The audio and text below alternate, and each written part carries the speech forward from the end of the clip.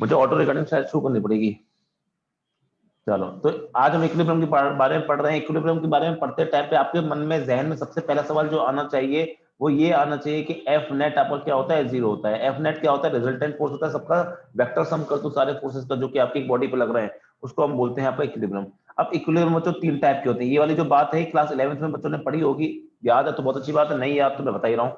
तीन तरह के इक्विलिब्रियम आपकी दुनिया में होते हैं। तीन तरह के इक्विलिब्रियम होते हैं आपकी दुनिया में। एक होता है आपका जिसको हम बोलते हैं स्टेबल इक्विलिब्रियम, ठीक है, शॉर्ट में मैं इक्विलिब्रियम को ऐसे लिख रहा हूँ। दूसरा होता है जिसको हम बोलते हैं आपका अनस्टेबल इक्विलिब्रियम, और तीसरा आपको मेरे ख्याल से कुछ बच्चों को याद आ गया होगा, तीसरा होता है आपका न्यूट्रल इक्विलिब्रियम। अबे हाँ कि ना, जोर से बोलो जय माता दी, सारे बोलो जय माता दी। ठीक है, तो स्टेबल इक्विलिब्रियम होता है, अनस्टेबल इक्विलिब्रियम होता है, और तीसरा क्या होता है आपका न्यूट्रल इक्विलिब्रियम होता है। अब ये क्या होता है क्या नहीं होता है इनको सुनो। क्या होता है स्टेबल इक्विलिब्रियम, क्या होता है अनस्टेबल इक्विलिब्रियम, क्या होता है न्यूट्रल इक्विलिब्रियम, ये वैसे आपको पता होना चाहिए, क्लास 11 का टॉपिक है, लेकिन फिर भी नहीं पता तो मैं बताना चाह रहा हूँ। देखो होता क्या है, होता ये है कि मान लीजिए एग्जाम्पल आपको दिया जाता है, हर टीचर वो एग्जाम्पल बनाता है, वही पहाड़ी वाला एग्जाम्पल बनाता है। मान लीजिए एक पहाड़ी है और एक बॉल यहाँ पे रखी है। क्या बॉल अगर अभी इस पोजीशन पे यहाँ पे रखी है तो क्या इक्विलिब्रियम में? हाँ सर, अभी तो इक्विलिब्रियम में, कोई इसको हिला नहीं रहा, डुला नहीं रहा, कुछ नहीं कर रहा है, इक्विलिब्रियम में। अगर मैं इसका इक्विलिब्रियम खराब करता हूँ, अगर मैं इसका इक्विलिब्रियम खराब करता हूँ, कैसे खराब करूंगा कि इसको मैं हिलाने की कोशिश करूंगा, डिस्टर्ब करूंगा, इसको मैं ऊपर ले आके यहाँ पे छोड़ देता हूँ, इसको मैं ऊपर ले आके छोड़ देता हूँ। अगर मैं ऊपर ले आके छोड़ दूंगा तो क्या ये वापस से अपनी इस पोजीशन पे आएगी, नीचे की तरफ लौटती हुई वापस आएगी ना?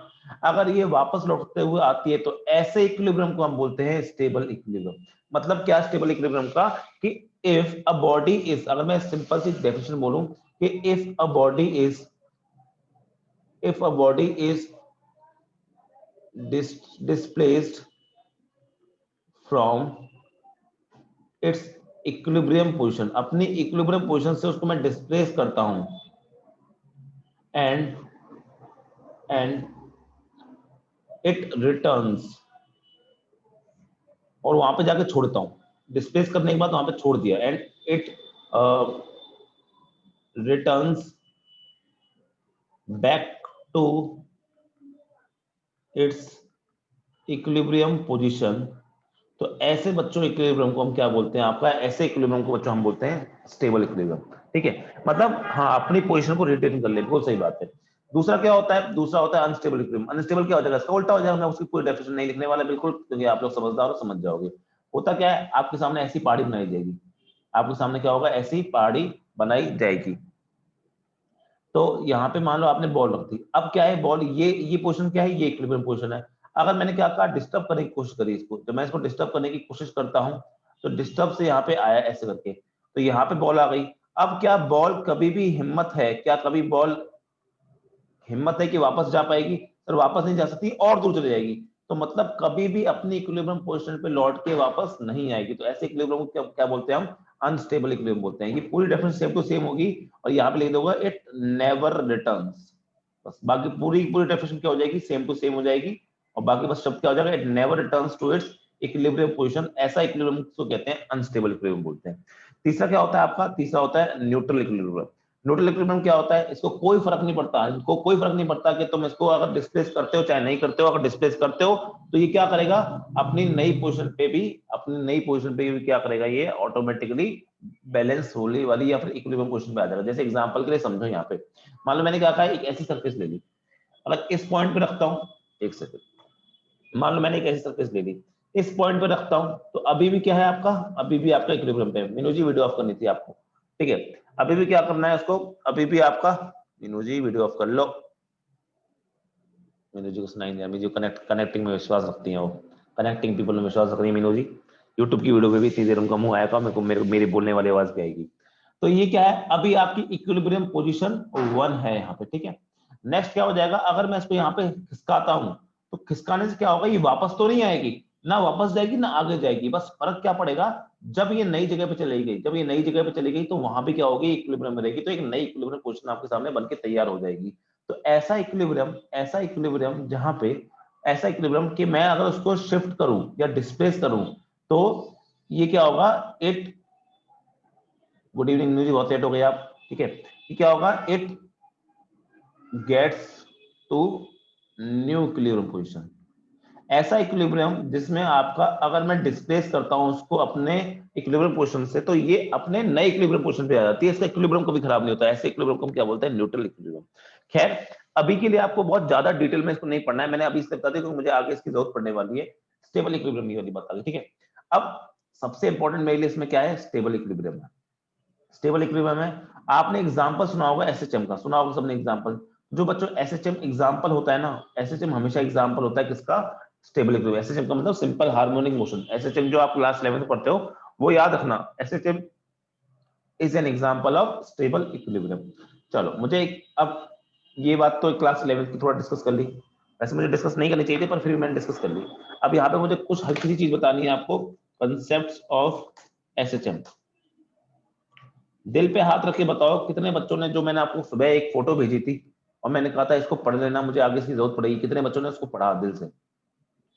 मारूंगा नहीं किसी को मैं, ठीक है, यहाँ से मार भी नहीं सकता। कितने बच्चों ने उसको पढ़ा है, दिल से पढ़ा है, मतलब ऐसे नहीं सिर्फ नाम से बस हाँ भाई सर ने भेज दिया बाद में कोई पढ़ लेंगे, ठीक है। तो तीजी ने पढ़ लिया, वेरी गुड। बाकी लोगों ने पढ़ा है, वेरी गुड। जिन्होंने पढ़ा होगा उनको फायदा होगा, जिन्होंने नहीं पढ़ा होगा उनको नुकसान तो मैं होने नहीं दूंगा पहली बात तो। पर ये है कि यार एक रिवीजन अगर 2 बार हो गया तो फायदा ही है, नुकसान तो है नहीं, ठीक है। अब सुनो, कंसेप्ट ऑफ एसएचएम को मैं यहाँ पे करने जा रहा हूँ, जिसने उसको ढंग से पढ़ लिया होगा। अब मैं यहाँ पे कम बताने वाला हूँ इसके, मेरे को जो काम आने वाला है, अभी काम नहीं आने वाला मेरे, ये काम आएगा थोड़ी देर बाद, आज की लास्ट क्लास में, लास्ट में डिपेंड करेगा। वेरी गुड जी, लास्ट में मेरे काम का आएगा, ठीक है, अभी के लिए। अब सुनो, कंसेप्ट ऑफ एसएचएम क्या होते हैं। आपने एक बात सुना होगा, आपने ये देखा होगा, आपने जो आप जानते हो स्प्रिंग मास सिस्टम क्या होता है। स्प्रिंग मास सिस्टम आपका एसएचएम का काम करता है। मैं फिर से बता रहा हूँ, मुझे अभी काम का नहीं, थोड़ी देर बाद काम का पड़ेगा, लेकिन बता रहा एक साल तक मुझे बाद में नहीं सोचना पड़े। ये अपने इनिशियली क्या है, इक्विलिब्रियम पोजीशन पे है। जहां पर ये इक्विलिब्रियम पोजीशन पे होती है उसको हम एक नाम बोलते हैं एमपी। एमपी का नाम होता है आपका मीन पोजीशन। ज्यादा डिटेल में इसको हम एसएचएम में कवर करेंगे, अभी नहीं कर रहे। इसको बोलते हैं मीन पोजीशन। जहां पे बॉडी इक्विलिब्रियम होती है उसको हम बोलते हैं मीन पोजीशन। याद रखना, मीन पोजीशन का मतलब होता है इक्विलिब्रियम। इक्विलिब्रियम का मतलब क्या होता है आपका? F net is equal to zero. जिस जगह पे आपका F net is equal to zero है मास पर, वो आपका स्प्रिंग हो गया। अब इसको मैंने क्या किया, अब इसमें मैं दो स्प्रिंग के साथ दो चीज कर सकता हूँ। मैंने पहले क्या किया, कंप्रेस कर दिया। मैंने पहले क्या किया, कंप्रेस कर दिया स्प्रिंग को। जब स्प्रिंग को कंप्रेस कर दिया तो एक्स की डायरेक्शन, ये एक्स होता है, ये एक्स को मैं क्या बोलता हूँ, एक्स को मैंने बोल दिया डिस्प्लेसमेंट। एक्स को मैंने क्या बोल दिया, यहाँ पे स्प्रिंग का डिस्प्लेसमेंट है तो मैंने एक्स को बोल दिया डिस्प्लेसमेंट। तो डिस्प्लेसमेंट की डायरेक्शन क्या है, लेफ्ट। अब आप जानते हो सबके सब कि अगर मैं स्प्रिंग को दबाऊंगा, तो क्या स्प्रिंग बाहर की तरफ फोर्स मारेगी आपके ब्लॉक के ऊपर या मास के ऊपर। तो जो इस पे फोर्स डायरेक्शन निकल के आएगी, इस पे वो कहाँ निकल के आएगी सर, वो राइट की तरफ निकल के आएगी। तो यहाँ से एक बात तो तुम्हें देखने को मिल रही है सर, यहाँ पे जो फोर्स है आपका, यहाँ पे जो आपका फोर्स है उसकी डायरेक्शन और एक्स डायरेक्शन क्या एक दूसरे के ऑपोजिट है, ठीक है। हम सब जानते हैं कि स्प्रिंग मास सिस्टम, ये जो मैं बना रहा हूँ, ये बना क्या रहा हूँ, ये स्प्रिंग मास सिस्टम कहलाता है। स्प्रिंग मास सिस्टम है ये। हम सब जानते हैं कि स्प्रिंग मास सिस्टम आपका एक एग्जांपल है किसका, एसएचएम का। तो यहाँ से कुछ समझाने की वाली बात है जो बताऊंगा। ये वाला केस किसका था, ये जब मैंने उसको कंप्रेस किया स्प्रिंग को। दूसरा केस क्या मैं ले लूंगा, दूसरी बार क्या करता हूँ, मैं स्प्रिंग को खींचता हूँ। मैं दूसरी बार क्या करता हूँ, आपके स्प्रिंग को खींचता हूँ। स्प्रिंग को खींच के मैंने एक्सटेंड किया, ठीक है, एक्सटेंशन बोलते हैं इसको, या फिर इसको बोलते हैं इलोंगेशन ऑफ स्प्रिंग। ये कर दिया। मैं क्या बताना चाह रहा हूँ समझ में आएगा। हम हमेशा जो एक्स है, जो डिस्प्लेसमेंट है, वो हमेशा मीन पोजीशन से नापते हैं। तो इस बार मीन पोजीशन कहाँ हो गई आपकी, यहाँ पर ये है मीन पोजीशन, और एक्स क्या हो गया आपका, राइट की तरफ। अब आप किसी स्प्रिंग को खींचते हो, जब आप छोड़ते हो तो क्या स्प्रिंग अंदर की तरफ आती है। तो इसका मतलब इस बार ब्लॉक पे जो फोर्स लगेगा वो किस तरफ लगेगा बच्चों, इस बार जो ब्लॉक पे फोर्स लगेगा वो कहाँ लगेगा आपका, साफ सीधी बात है सर, इस बार मेरा अंदर की तरफ लगेगा, इस तरफ लगेगा। तो मेरा फोर्स इस तरफ है। तो मैं फिर से एक बात यहाँ पे सीखने को देखने को मिल रही होगी कि सर जब मेरा एक्स लेफ्ट की तरफ था तब मेरा फोर्स कहाँ था, राइट की तरफ। जब मेरा फोर्स राइट की तरफ है तब मेरा एक्स क्या था, लेफ्ट की तरफ। सॉरी, जब मेरा एक्स राइट की तरफ था तब मेरा फोर्स क्या था आपका, लेफ्ट की तरफ। यानी मैं एक बात कह सकता हूं कि इसके एग्जांपल के थ्रू मैं एक बात कह सकता हूं कि एसएचएम में एक बात पक्की है कि फोर्स एंड एक्स, इनकी डायरेक्शन क्या होती है, इन दोनों direction opposite to each other होती है। Direction is opposite to each other, इन दोनों डायरेक्शन क्या होती है, अपोजिट टू ईच अदर होती है, पहली बात। अब यहां से मैं अगर बात करूं तो अब आगे बढ़ते हैं, कुछ इंपॉर्टेंट बातें। यहां से एक रिलेशन होता है जो आपको पता होना चाहिए, वो होता है F is equal to minus K X. मेरे ख्याल से हर बच्चे को ये रिलेशन पता होगा, जहां पे के को हम बोलते हैं स्प्रिंग कांस्टेंट, ठीक है, के को हम बोलते हैं स्प्रिंग कांस्टेंट। ये हर बच्चे को रिलेशन पता होना चाहिए। यहाँ से ये माइनस का रिप्रेजेंट करता है, ये माइनस रिप्रेजेंट करता है डायरेक्शन। फिजिक्स में माइनस आपका हमेशा डायरेक्शन रिप्रेजेंट करता है, मतलब फोर्स डायरेक्शन हमेशा एक्स डायरेक्शन के अपोजिट होगी। के तो कांस्टेंट होता है, स्प्रिंग कांस्टेंट जिसको हम बोलते हैं। अब सुनो, इसको मैं अब लेके जा रहा हूं, इसको मैं अपना लेके जा रहा हूं एसएचएम में, इस बात को मैं एसएचएम में लेके जा रहा हूं, समझना।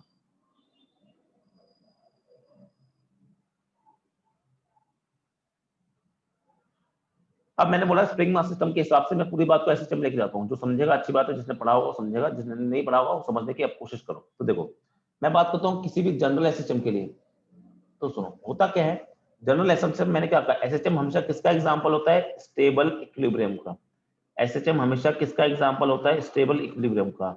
और स्टेबल इक्विलिब्रियम अगर आपको चेक करना है, मैंने अभी एसएचएम में क्या सिखाया कि एफ और एक्स की डायरेक्शन क्या होती है, हमेशा अपोजिट होती है।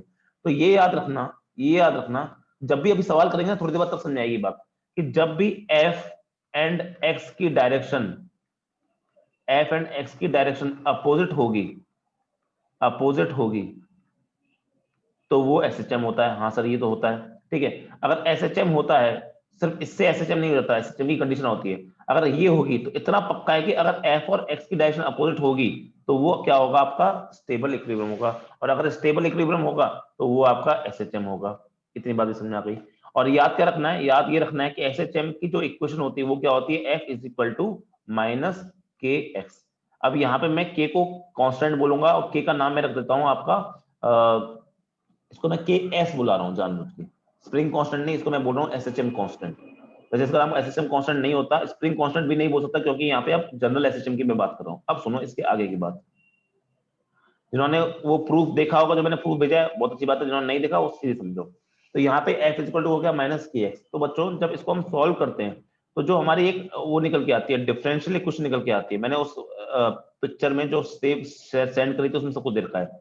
डिफरेंशियल इक्वेशन जो निकल के आती है वो एक डबल डिफरेंशियल इक्वेशन निकल के आती है, वो आती है D square X by D T square plus omega square X is equal to 0। ये एक डिफरेंशियल इक्वेशन निकल के आती है आपकी एसएचएम की, पता होनी चाहिए। ज्यादा डीप में पढ़ना है तो हम जब एसएचएम पढ़ेंगे तो वहां पे मैं इस बात को पढ़ाऊंगा। दूसरी बात, इसका जो सोल्यूशन निकल के आता है, जब भी हम डिफरेंशियल इक्वेशन लिखते हैं तो उसको सोल्यूशन करते हैं, ये थोड़ी हायर मैथमेटिक्स है, पर जो आईआईटी के बच्चे उनको पता हो तो होनी चाहिए। तो इसका सोल्यूशन निकल के आता है ए साइन ओमेगा टी। इसको देख के तो बच्चों को फील आएगी, हाँ सर ये तो देखा हुआ हमने एसएचएम में अगर पढ़ा होगा तो। जहाँ पे फाई को बोलते हैं फेज कांस्टेंट, ओमेगा होता है एंगुलर फ्रीक्वेंसी, टी होता है टाइम, ए होता है एम्पलीट्यूड, ठीक है, ये वाली चीज पता होगी। इसके बाद ध्यान क्या देना है, इसका होता है time period of SHM, time period of SHM. उसका फॉर्मूला क्या होता है, वो सब फॉर्मूला भी आपको पता होना चाहिए, सब बच्चों को रटा होना चाहिए। वो होता है आपका T is equal to 2 pi root m/k। अब दिक्कत ये के कौन सा है, तो ये के है, ये वाला के, ध्यान दो ये के कौन सा है, ये के है आपका ये वाला के जो यहाँ बना हुआ है ऊपर।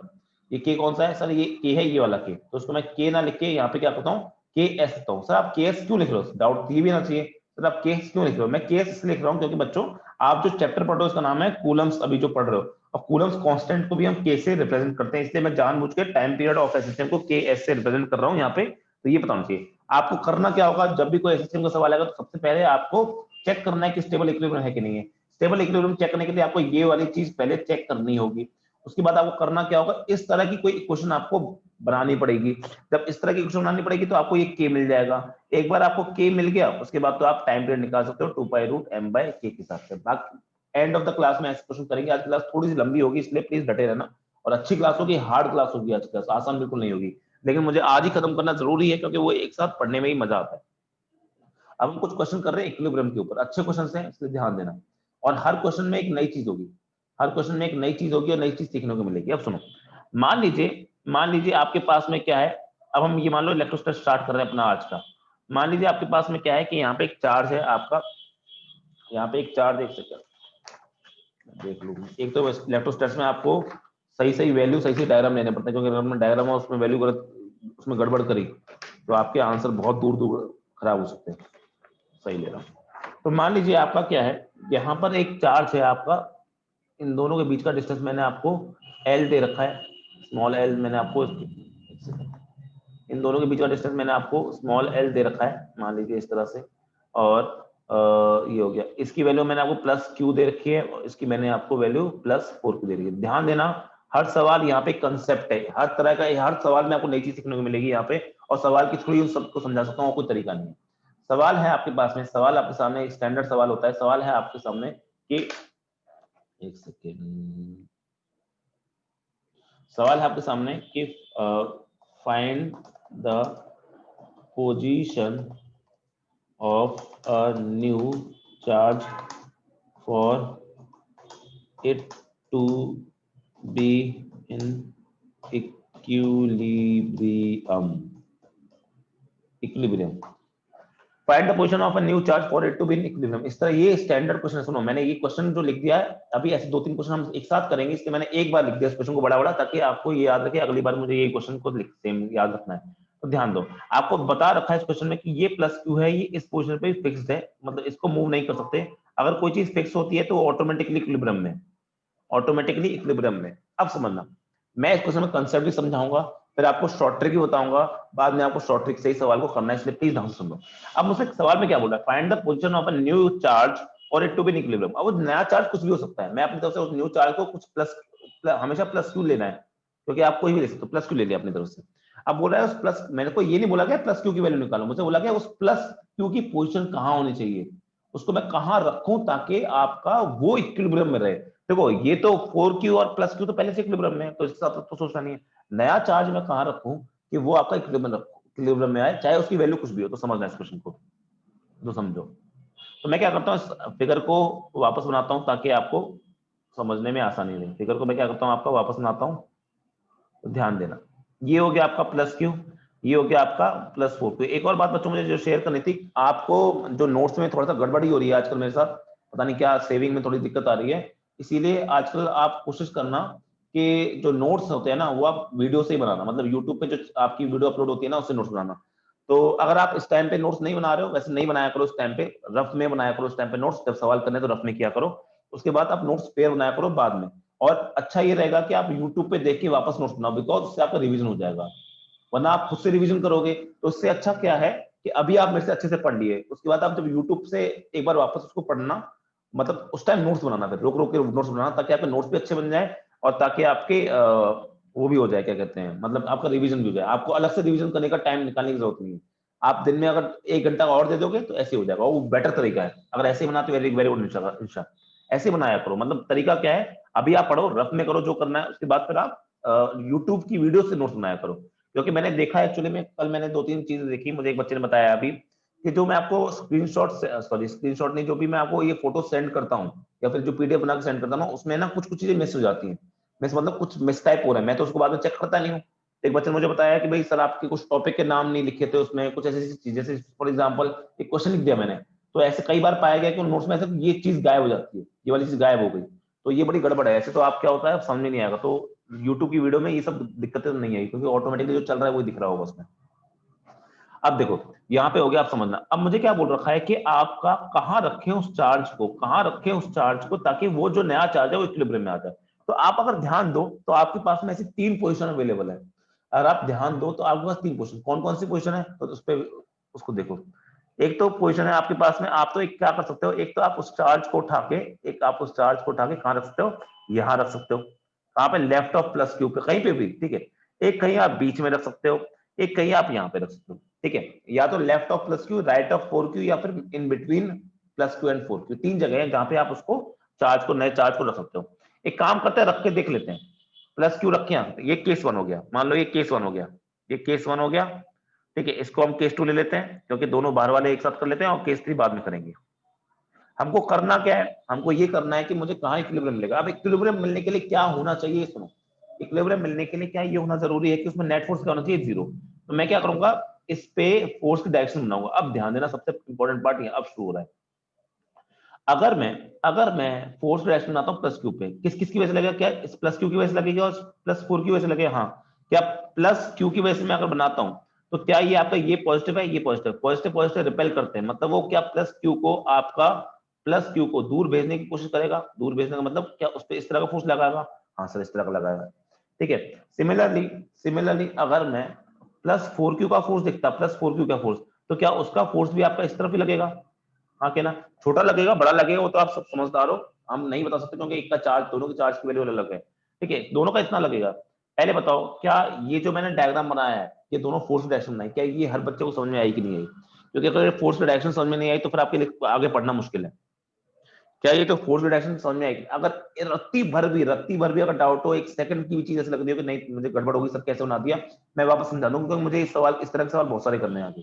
ये मैंने क्या बनाया, ये मैंने दोनों चार्जेस की वजह से, ये प्लस क्यू की वजह से और ये 4Q की वजह से, मैंने दोनों चार्जेस की वजह से यहाँ पे फोर्स की डायरेक्शन बना दी है। क्या सबको ये बात समझ में आई है कि नहीं है, जल्दी बता दो मुझे, फीडबैक दे दो इस तरह का, क्योंकि अगर दिक्कत है तो मेरे लिए बनाना मुश्किल है। कैसे, अगर मैं समझ में नहीं आया तो जल्दी सुनो, किसी को अगर समझ में नहीं आया तो वो भी सुन लो। क्या किया होगा मैंने, मान लो ऐसे एक चार्ज होता है, ये क्यू होता और ये प्लस क्यू होता, क्या मैं जानता हूँ ये दोनों प्लस प्लस के हैं तो दोनों एक दूसरे रिपेल करेंगे, रिपेल करेंगे तो इस पे ऐसा फोर्स लगेगा, इस पे ऐसा फोर्स लगेगा। मैं सिर्फ इस पे देख रहा हूँ, क्यों, क्योंकि मुझे न्यू चार्ज की बात हो रही है, तो मैं न्यू चार्ज के बारे में बात कर रहा हूँ, इसलिए मैंने कर दिया, तो मतलब अवे हो जाएगा ना। तो उस तरह से आपका ये हो गया, ठीक है। इस तरह से आपने इस पे क्या किया, उस तरह से आपने इस पे बना दिया, समझो वापस से मैंने क्या किया, ये प्लस क्यू, ये प्लस, ये प्लस, तो अगर मैं इसकी वजह से इस पे फोर्स बनाता हूं तो वो दूर तक जाना चाहिए, रिपेल करता है ना उसको, ना दूर भेजेगा, दूर भेजने के लिए फोर्स ऐसे होना चाहिए। तो ये हो गया एफ क्यू की वजह से। सिमिलरली ये क्या हो जाएगा, आपका ये भी प्लस है, प्लस क्यू भी प्लस का है, और ये प्लस 4Q भी प्लस का है, प्लस दोनों रिपेल करते हैं, रिपेल करेगा तो मतलब सर वो इस प्लस क्यू चार्ज को दूर भेजने की कोशिश करेगा, अपने से दूर भेजने के लिए उसको ऐसे फोर्स दूर की तरफ लगाना पड़ेगा, तो ये हो जाएगा।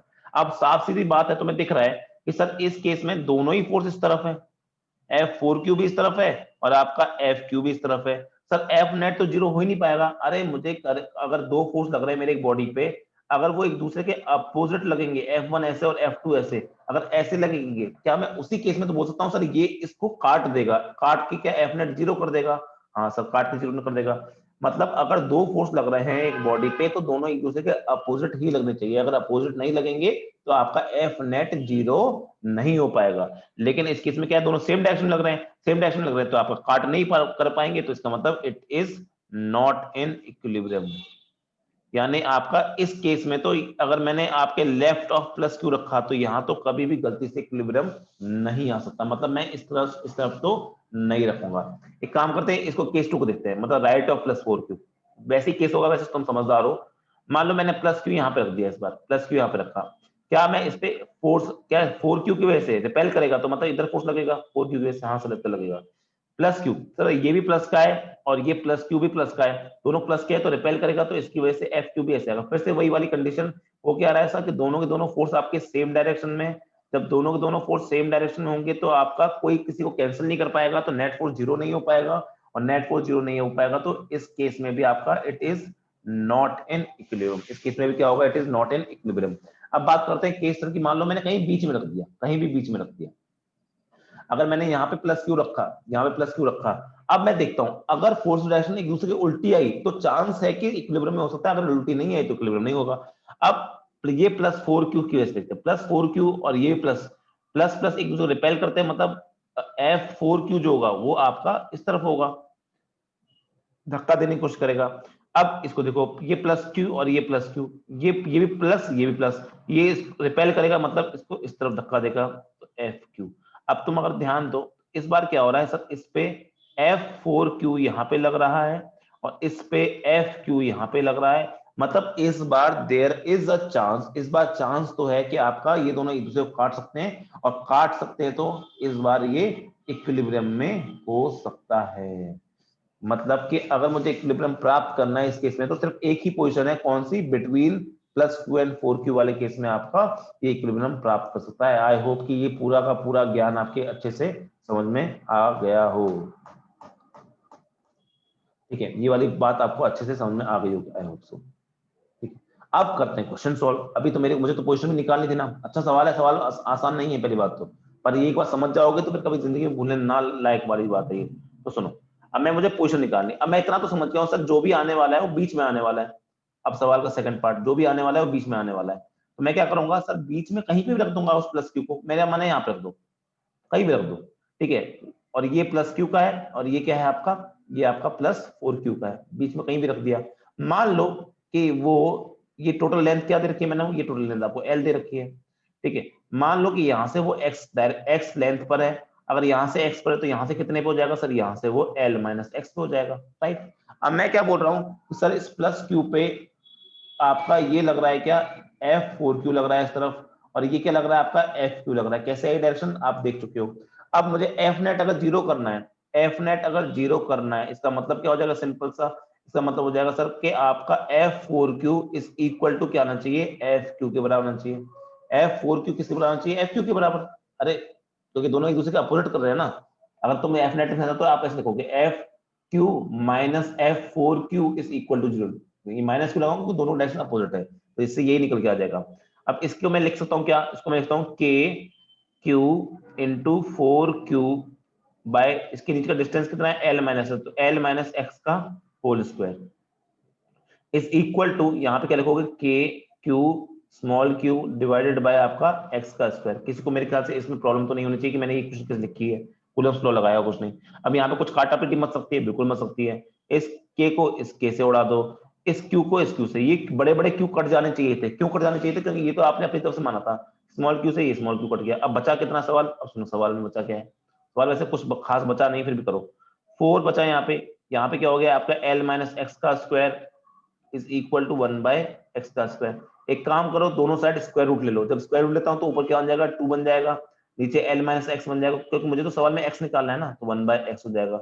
यहाँ से अगर सॉल्व करोगे तो ये 2x is equal to L minus X, और बच्चा बच्चा इसको सॉल्व कर सकता है, x की वैल्यू बच्चों निकल के आएगी आपकी L बाय 3। x की वैल्यू क्या निकल के आएगी आपकी L बाय 3 निकल के आएगी। अब मुझे जल्दी से बताओ कि सब बच्चों की समझ में आया कि नहीं आया। बिल्कुल सही है तृप्ति जी, वेरी गुड। जल्दी से बताओ कि ये L/3 कहां से है, ये L/3 कहां से है, फ्रॉम प्लस क्यू। अगर आपसे बोलते हैं कि बताओ 4Q से कितना है, 4Q से कितना है, तो आप बोलोगे L माइनस L/3, जिसकी वैल्यू क्या हो जाएगी 2L/3। ठीक है, अच्छा क्वेश्चन है, बिल्कुल मैं ये नहीं कहूंगा आसान है, मैं बिल्कुल नहीं कहूंगा आसान है, अच्छा है। लेकिन अब ये दिक्कत वाली बात है, देखो इस क्वेश्चन को इतना बड़ा बना दिया हमने, 2 पार्ट में करके इतना बड़ा बना दिया है कि ये वाला पार्ट पूरा, फिर ये वाला पार्ट पूरा, 2 पार्ट में बन रहा है। क्या हम इस क्वेश्चन को छोटा कर सकते हैं, क्या ऐसा कर सकते हैं कि एक पार्ट को स्किप किया जा सकता है, तो आंसर है बिल्कुल है। रिया जी बोल रहे मजा आ गया, और ये मजा मैं सबको देना चाहता हूँ। ठीक है, तो सुनो, इस सवाल को करने की शॉर्ट ट्रिक देता हूं आपको। शॉर्ट ट्रिक नहीं बोलूंगा मैं, एक शॉर्ट मेथड बोल लेता हूं इसमें। शॉर्ट मेथड में क्या है कि आप जो 3 केस चेक कर रहे थे ना, आप जो 3 केस चेक कर रहे थे, वो 3 केस में आपके खत्म कर देता हूं। आप एक बात याद रखना, जो मैं लिखने वाला हूं, ये वाली बात याद रखना कि if both initial charges are of same nature, if both initial charges are of same nature, अगर जो पहले से आपको चार्ज दे रखे थे वो दोनों क्या है आपके सेम नेचर के, दोनों अगर पॉजिटिव हैं या दोनों अगर नेगेटिव हैं, ठीक है, मतलब इसका मतलब कि बोथ पॉजिटिव और बोथ नेगेटिव, लिखने की जरूरत नहीं, आप समझदार हो। Then the equilibrium position, then the equilibrium position of new charge will be between them का मतलब उनकी कहीं बीच में होगा, मिडल पे नहीं होगा, बीच में कहीं पे होगा। अगर दोनों चार्जेस आपके सेम नेचर के, दोनों प्लस के हो या दोनों नेगेटिव के, तो जो नया चार्ज आप लेके आने वाले वो कहां पड़ेगा, वो आपका बीच में कहीं पे पड़ना चाहिए। Second, if both charges are of opposite nature, मतलब ऑपोजिट से मतलब मेरा कि अगर एक पॉजिटिव हो और एक नेगेटिव हो, एक पॉजिटिव और एक नेगेटिव हो, then the equilibrium position of new charge will, ये इंपॉर्टेंट बात है, will never be between them। मतलब क्या हो गया कि अगर दोनों अपोजिट नेचर के हैं, एक प्लस का और एक माइनस का, तो इतना 100% है कि वो आपका उनके बीच में तो नहीं होगा। सर फिर इससे फायदा क्या रहा, फिर भी मुझे चेक करना पड़ेगा। मतलब मान लो आपका यहाँ पे प्लस क्यू है और मान लो यहाँ पे आपका -4Q है, ठीक है। अगर आपने सर इतना बोल दिया कि बीच में नहीं होगा, फिर भी मुझे चेक तो करना पड़ेगा ना, मुझे यहाँ पे चेक करना पड़ेगा एक बार, मुझे यहाँ पे एक बार चेक करना पड़ेगा, मुझे यहाँ पे चेक करना पड़ेगा। सर छोटा तो हुआ है, पर इससे छोटा हो सकता है कि, तो आंसर हाँ इससे भी छोटा हो सकता है। मैं अगर आपको ये बता दूं कि वो यहाँ पर लेफ्ट साइड होगा या राइट साइड होगा, बिना पेन उठाए, बिना कोई केस करे, तब तो और मजा आ जाएगा। तो वो सुनो, उसका भी तरीका है। तो याद रखो, it will be nearer to the charge of small magnitude, it will be near to the charge of small magnitude. मतलब अगर आपके सामने कोई सवाल आता है प्लस क्यू रखा है -4Q रखा है, और आपको पूछा जाए कि जो नया चार्ज मैं लेके आऊंगा उसको मैं कहां रखूं ताकि वो इक्विलिब्रियम में आ जाए, तो पहली बात कि आप बीच में तो नहीं रखोगे, ये तो मैंने पहले बता दिया। अब प्लस क्यू के पास रखोगे या -4q के पास रखोगे, तो प्लस क्यू में और -4 में क्यू में छोटा मैग्नीट्यूड किसका है, इसका क्या है, स्मॉलर मैग्नीट्यूड है ना, छोटी वैल्यू किसकी है, मैग्नीट्यूड से मेरा मतलब छोटी वैल्यू किसकी है, तो सर छोटी वैल्यू आपकी प्लस क्यू की है, तो सर आपका जो नया चार्ज आना चाहिए ना वो यहाँ रखा होगा 100%, बस खत्म, कोई पेन नहीं उठाना, कोई केस चेक नहीं करना, कुछ नहीं करना। अगर सेम नेचर है तो बीच में कहीं पे होगा, कोई साइड के बारे में मत सोचना, अपनी तरफ से एक्स लेना, फिर क्वेश्चन को सॉल्व कर देना। अगर दोनों का अपोजिट नेचर है तो बीच में तो नहीं होगा, अब बीच में नहीं होगा तो कहां होगा, तो आपका जो छोटा चार्ज होगा ना, छोटी वैल्यू वाला चार्ज होगा उसके पास होगा। आई होप कि ये वाली चीज अब हर बच्चे को समझ में आ गई होगी। एक बार एक काम करते हैं, इस वाली चीज को जो हमने पिछले सवाल किया, ये वाला सवाल किया ना, इसमें लगा के देखते हैं। देखो उस सवाल को करवाने में मुझे 10 मिनट लग गए थे ना, अब वो सवाल आपका 1 मिनट के अंदर आंसर आएगा, 1 मिनट से भी ज्यादा टाइम नहीं लगेगा उसमें। कैसे, देखो पिछले वाले सवाल में अपन ने क्या लिया था कि यहाँ पे प्लस क्यू लिया था और यहाँ पे क्या लिया था आपका +4q लिया था, राइट। अब आपसे बोलता है फाइंड द, दोनों फिक्स हैं, फिक्स से मेरा कहने का मतलब कि कोई हिल नहीं रहा, find the position of the new charge so that it will B in equilibrium. तो साफ सी बात है, क्या सेम नेचर है, हाँ सर सेम नेचर है, तो मतलब कहाँ आएगा, बीच में आएगा। और हमेशा याद रखना, बीच में आए चाहे साइड में आए, हमेशा छोटे चार्ज के पास आने की कोशिश करता है वो। तो यहाँ पे मैंने ले लिया प्लस क्यू को, इतना कर लिया, हाँ सर इतना कर लिया। अगर बीच में आएगा तो 100% एक फोर्स इस तरफ होगा, कोई भी एक फोर्स, और एक फोर्स इस तरफ होगा, तभी इक्विलिब्रियम में आ पाएगा। कुछ मत सोचो, सिंपल सीधे से लिखो K Q Q by x square. अगर मैंने यहाँ से डिस्टेंस क्या ले लिया, यहाँ से डिस्टेंस ले लिया आपका एक्स, और दूसरा लिखो सिंपल के Q 4q by L minus S. बिल्कुल दिमाग मत लगाओ कि तुम इस तरफ कौन सी डायरेक्शन, कोई डायरेक्शन वायरेक्शन बनाने की जरूरत नहीं है, दो ही तो चार्ट है, तो दोनों अपोजिट होंगे तब तो इक्विलिब्रियम होगा। हाँ सर, के से के कटेगा, क्यू से क्यू कटेगा, और क्यू से क्यूब कटेगा तो कद्दू कद्दू सब में बटेगा, ठीक है। यहाँ से आ गया आपका 4/L-x², ठीक है। जब इसका दोनों साइड स्क्वायरिंग कर, सॉरी स्क्वायर रूट ले लूंगा तो 1/x is equal to 2/L-x। फिर से सॉल्व करोगे सेम इक्वेशन को, क्या आएगी, x इक्वल टू L/3 निकल के आने वाला है। सोचो, वही सवाल जिसको समझाने मुझे 10 से 15 मिनट लग गए थे, वही सवाल आपका 1 मिनट के अंदर सॉल्व हो जाएगा। क्यों? क्योंकि आपकी जो सबसे बड़ी समस्या थी, जो केसेस चेक करने वाली समस्या थी, जिसमें आप गलती भी करके आ सकते हो, वो आपने वहीं पे उसी स्टेप को तो आपने इन दो शॉर्ट मेथड की हेल्प से क्या कर दिया, गायब कर दिया, स्किप कर दिया। समझ में आया कि नहीं आया? आया होगा मेरे ख्याल से बच्चे को। अब ये चेक करने के लिए कि आपको समझ में आया कि नहीं आया, एक काम करते हैं यार सर, अब तो वाकई मजा आ गया। ये चेक करने के लिए कि आपको सही में समझ में आया कि नहीं आया, हम एक काम करते हैं, एक क्वेश्चन आप लोग करो, ठीक है। एक सिंपल सा, मैं बहुत हार्ड क्वेश्चन तो नहीं दूंगा, पर एक सिंपल सा क्वेश्चन आप लोग करो, और हार्ड हो भी जाए तो क्या दिक्कत है। एक क्वेश्चन करते हैं, आप लोग करो। ठीक, चलो मैंने आपको दे रखा है इस तरह से, हर बच्चा कर लेगा इसको। एक यहाँ पे मैंने आपको प्लस क्यू दे रखा है, और यहाँ पे आपको दे रखा है +9q, दोनों पॉजिटिव लिए हैं। दो सवाल करेंगे, एक सवाल आपका दोनों सेम नेचर वाला, एक सवाल एक नेचर अपोजिट वाला, तो देखेंगे कितने बच्चे सही कर पाते हैं। अब सवाल है कि ये भी फिक्स है आपका और ये भी आपका फिक्स है, ठीक है। सवाल सेम है, सेम सवाल, मुझे बताने की जरूरत नहीं कि सवाल क्या था, सवाल मैं बता भी नहीं रहा सवाल क्या था। Find the position of the new charge for that the new charge remains in equilibrium. तो मुझे बताओ कि क्या होगा उसकी वैल्यू बतानी मुझे, एक्स की वैल्यू, और बताना है फ्रॉम फ्रॉम 9q बताना है। जो भी वैल्यू निकालो आप 9q से बताना, पोजीशन फ्रॉम 9q। क्वेश्चन मैंने बोल दिया है, मेरे ख्याल से क्वेश्चन सबको समझ में आ गया होगा। कृपया करके यूट्यूब से ही नोट्स बनाना, कृपया करके यूट्यूब से। क्वेश्चन की जो लाइन है यहाँ पे वो same to same previous year question, previous year बोल रहा हूँ, प्रीवियस क्वेश्चन की जो लाइन है उसी को यहाँ पे चिपका देना, ठीक है। तो चलो करके बताओ क्या होगी उसकी वैल्यू, उस फ्रॉम 9q इक्विलिब्रियम पोजीशन क्या होगी नए चार्ज की, ये आप लोग करके बताओ, जल्दी करो, देखते हैं किसका आंसर आता है।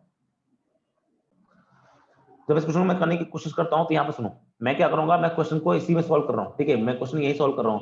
कृपया करके फिर से बोल रहा हूँ, यूट्यूब से ही वीडियो अपना नोट्स बनाना। सर आंसर ऊपर दे दिया मैंने, अच्छा दे दिया कि मैंने ध्यान नहीं दिया, मैं भी दे दिया होगा, आपका आंसर तो वैसे सही होता है वैसे। Very good Mandeep. तो सुनो, क्या आपका क्या, अच्छा पहली बात तो ये तो मैंने बताया नहीं था कि बीच में डिस्टेंस क्या, अपने आप आंसर करे जा रहे हो जबरदस्ती, एल मान के, चलो एल ही मान लेते हैं, ठीक है। चलो, तो यहाँ पे मैंने क्या बोल दिया, यहाँ पे मैं क्या करता हूँ, यहाँ पे आपका पता है मुझे कि भाई दोनों सेम चार्ज है ना, सेम नेचर है, तो आपका बीच में आएगा। हमेशा बीच में आने के बाद किसके पास होगा, छोटे वाले चार्ज के पास होता है हमेशा। तो यहाँ पे मैंने +q को रख दिया, ठीक है। किसको x मानना है तुम्हारी मर्जी, तुम इसको x मान लो, इसको x मान लो, तो ये क्या हो जाएगा, ये L-x हो जाएगा। अब कोई फोर्स की डायरेक्शन बनाने की जरूरत नहीं है, कोई फोर्स डायरेक्शन बनाने की जरूरत नहीं है, क्योंकि अगर बीच में रखा है तो साफ सी बात है इक्विलिब्रियम के आपके दोनों एक दूसरे के उल्टे ही होने चाहिए। मतलब आपको करना क्या है, F1 = F2 टाइप से रख दो, बस ऐसे लिखने के लिए। यहाँ क्या करो, K Q इतना तो दोनों में आता है, एक में आ जाएगा Q, एक में आ जाएगा ये तो इसको मैं क्या लिखता हूँ, एल माइनस एक्स का होल स्क्वायर रखता हूँ। दूसरी जगह क्या हो जाएगा, के क्यू, और यहाँ पे क्या आ जाएगा 9q divided by L minus X का, यहाँ पे क्या हो जाएगा एक्स स्क्वायर हो जाएगा। बस काटा पीटी मचाओ, के से के को उड़ाओ, क्यू से क्यू को उड़ाओ, स्मॉल क्यू से स्मॉल क्यू को भी उड़ाओ, बचेगा क्या यहाँ पे 1/l माइनस एक्स का whole square is equal to 9/x का होल स्क्वायर। सॉल्व करते हैं, इसको स्क्वायर रूट ले लेते हैं, 1/l minus X is equal to 9, sorry ये हो जाएगा आपका 3/x, हाँ के ना, ये हो जाएगा। अब इसको अगर सॉल्व करते हैं तो यहाँ पे x आ जाएगा ऐसे, यहाँ पे आ जाएगा 3l, यहाँ पे आ जाएगा आपका 3x, यहाँ पे लेके जाएंगे तो 4x, जबरदस्ती सॉल्व कर रहा हूँ फिर भी मैं करूंगा क्योंकि मुझे आंसर लेके आना है। x की वैल्यू क्या आ गई 3l/4, रफा दफा उड़ाया, क्वेश्चन खत्म। कहां से आया ये आया फ्रॉम प्लस 9q। अगर आपसे सवाल पूछता है फ्रॉम प्लस q, अगर कल को सवाल पूछ ले, मान लो सवाल आ जाए प्लस 4q, तो कुछ नहीं l माइनस 3l/4 कर देना, which will be equal to l/4। Very very very very easy type of question. I hope कि हर बच्चों को ये क्वेश्चन आ रहा अच्छे से प्यार से समझ में आया होगा। चलो इसी के साथ हम बढ़ते हैं आपके एक क्वेश्चन आपको देता हूं, देखते हैं ये वाला क्वेश्चन कितने बच्चे सही कर पाते हैं। 2 क्वेश्चन और करेंगे, ठीक है, देखते हैं, जल्दी जल्दी जल्दी। सेम क्वेश्चन है, सेम क्वेश्चन की लाइन है, बस क्वेश्चन में थोड़ा सा परिवर्तन कर रहा हूं, थोड़ा सा चेंज कर रहा हूं। मान लीजिए आपका यहाँ पर है आपका प्लस क्यू है और यहाँ पे आपका -4q है, -4q है, करो क्वेश्चन ये, और ये दोनों फिक्स है। अगर कुछ नहीं दे रखा तो आप फिक्स मान सकते हो, कुछ नहीं दे रखा तो आप फिक्स मान के सवाल कर सकते हो। Find the position of the new charge so that it will B in equilibrium. बताओ जल्दी से answer.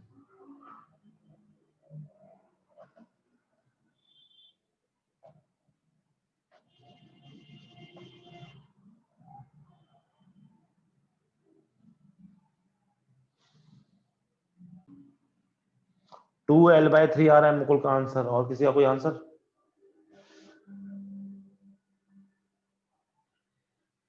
One metre from Q, अच्छा ये पूछ रहे हो कहां से निकालना है, तो आप एक काम करो, फ्रॉम प्लस क्यू निकाल दो, चलो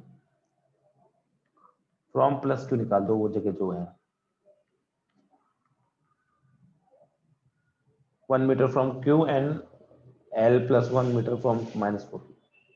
बहुत बढ़िया है, मजा आ गया। तृप्ति जी का आंसर l=x। अबे l लिख रही हो, 1 लिख रही हो, क्या लिख रही है?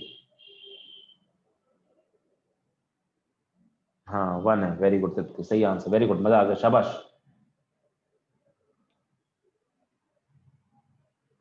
बेटा आंसर 1 नहीं होगा आंसर 1 नहीं होगा, आंसर एल ही होगा। 1 क्यों लिख रहे हो भाई? मैंने तुम्हें लेंथ तो 1 तो ना दे रखी है, अगर 1 दी होती, ये एल दे रखा है मैंने आपको, नहीं बोला गया तो एल ही मानना है उसमें। सही है तृप्ति जी, आपको भी सही है, रिया जी आपको भी सही है, वेरी गुड, आंसर आ रहे हैं, हाँ सही है, सही सही। हाँ वही लिखा था आपने, ठीक है हाँ ठीक है, वही लिखा स्टार्ट था आपने। रुचि जी का आंसर बहुत बढ़िया, रुचि मजा आ गया, शाबाश, उड़ा दिया भाई, बच्चे उड़ा रहे हैं। मनदीप जी का आंसर बिल्कुल सही है, बहुत बढ़िया। अरे तुम तो शेर हो मेरे, शेर। शेर शेर नहीं कर रहे हैं यहाँ पे, सवारी। चलो बात करते हैं, तो सुमाइला जी का आंसर आ रहा है, बहुत बढ़िया। देखो अब यहाँ बात करते हैं, यहाँ अगर बात करता हूँ मैं यहाँ पे, तो ये क्या अपोजिट चार्जेस है, जब अपोजिट होते तो मैं जानता हूँ कि बीच में तो नहीं होगा। अरे आवाज नहीं आ रही क्या, मेरी आवाज आ रही है कि नहीं आ रही है? हैप्पी जी ने शिकायत करी आवाज नहीं आ रही है, जल्दी जल्दी जल्दी बताओ, जल्दी बताओ आ रही है कि नहीं आ रही है? हेलो, कैसे हैं आप लोग?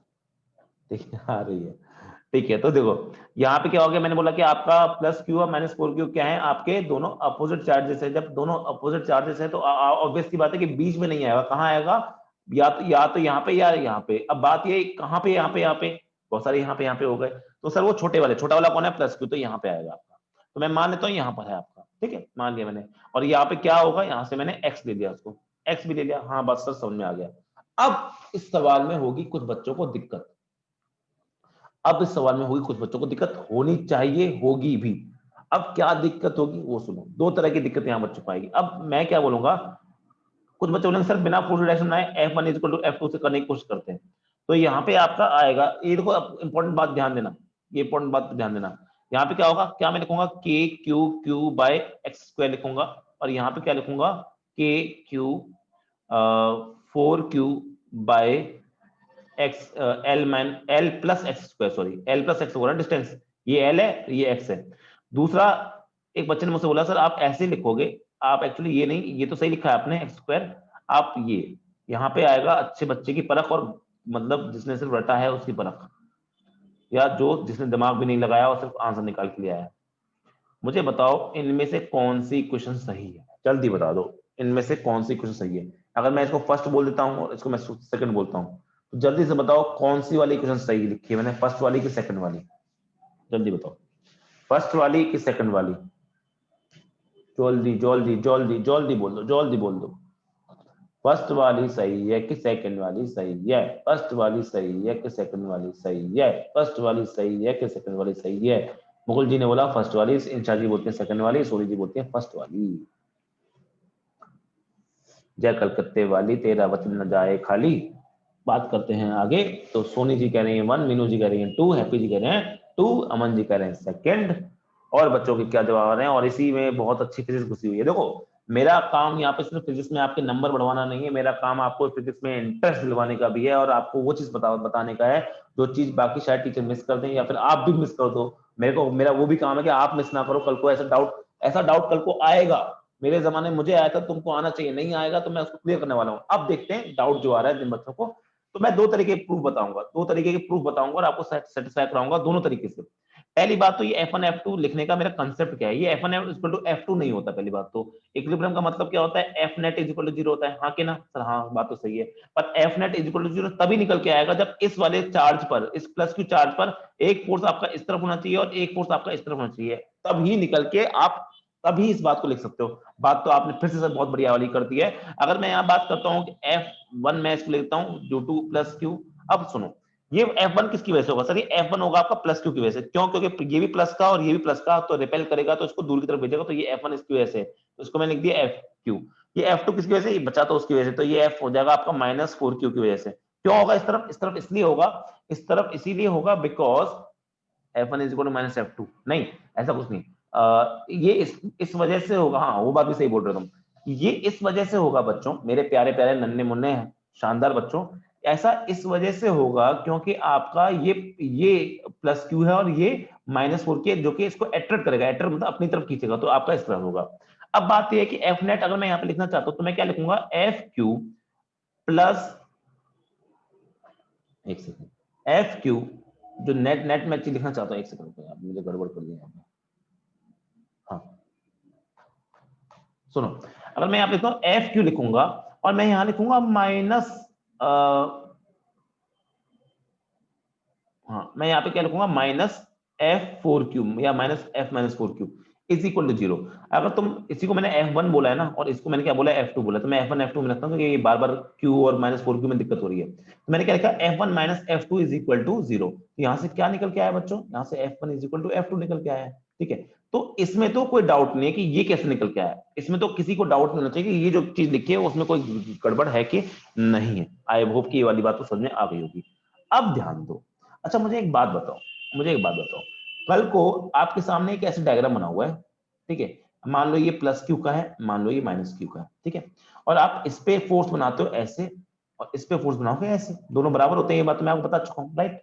अब क्या हर बच्चा ये बात जानता है, कि इन दोनों की वैल्यू क्या होती है, इन दोनों की वैल्यू सर बराबर होती है। हाँ सर आप नहीं तो हम जानते हैं, इसमें क्या नई बात बता दी। अगर दोनों की वैल्यू बराबर होती है तो वैल्यू क्या होगी सर, वो वैल्यू होगी आपकी K Q into by are square. तो देखो मैं यहाँ पे K Q square by are square क्यों लिख रहा हूँ और मैंने यहाँ पे -KQ² बाय आर स्क्वायर क्यों नहीं लिखा। मैंने बताया था जब भी आप डायग्राम बनाते हो और उसमें डायरेक्शन दिखाते हो, तो डायरेक्शन दिखाने के टाइम पे आप माइनस प्लस नहीं लिखते हो। मेरा कहने का मतलब एक और समझो इसका, मान लो आपने लिखा F is equal to KQ² by are square, अगर आपने माइनस लगा भी दिया तो बच्चों ये माइनस आपका डायरेक्शन रिप्रेजेंट करता है। मैंने कई बार बताया है फिजिक्स में minus represents direction not magnitude. Physics में डायरेक्ट माइनस जो होता है वो डायरेक्शन रिप्रेजेंट करता है, मैग्नीट्यूड रिप्रेजेंट नहीं करता। तो जो यहाँ पे माइनस है वो डायरेक्शन है। अब बात यह डायरेक्शन तो आपने पहले ही दिखा दी, यहाँ पे आपने तो सवाल में पहले ही बता दिया ना कि एक डायरेक्शन इस तरफ है और एक डायरेक्शन इस तरफ है। जब डायरेक्शन दिखा दी, एक बार जब हम डायरेक्शन दिखा देते हैं तो हम उसके अंदर माइनस नहीं लगाते। मतलब जब मैं ये वाला फोर्स लिखना चाहूंगा तो मैं यहाँ पे क्या लिखूंगा, K into Q into -4Q नहीं लिखूंगा, मैं सिर्फ +4Q रखूंगा क्योंकि मुझे सिर्फ मैग्नीट्यूड से मतलब है।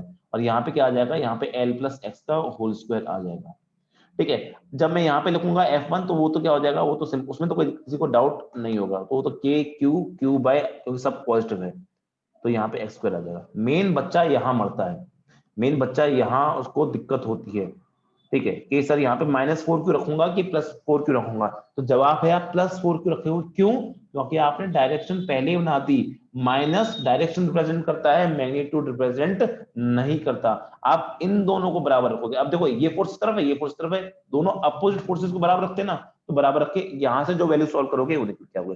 ये हो गया रीजन 1। एक तरीका ये कि डायरेक्शन बना दी, उसके बाद में आपको डायरेक्ट कभी भी अगर आपने डायरेक्शन बना के क्वेश्चन सॉल्व किया है तो आपको कभी भी वहां पे माइनस लिखने की जरूरत नहीं। अब दूसरा तरीका इसको समझने का, अगर मैं इसको सॉल्व करता हूं, इसको सॉल्व करता हूं जो कि सही तरीका है, इसको सॉल्व किया तो के कट जाएगा, क्यू भी कट जाएगा, सब कट के। तो यहां से सॉल्व होने के बाद क्या आता है, 1/x² is equal to 4/l plus x का होल स्क्वायर।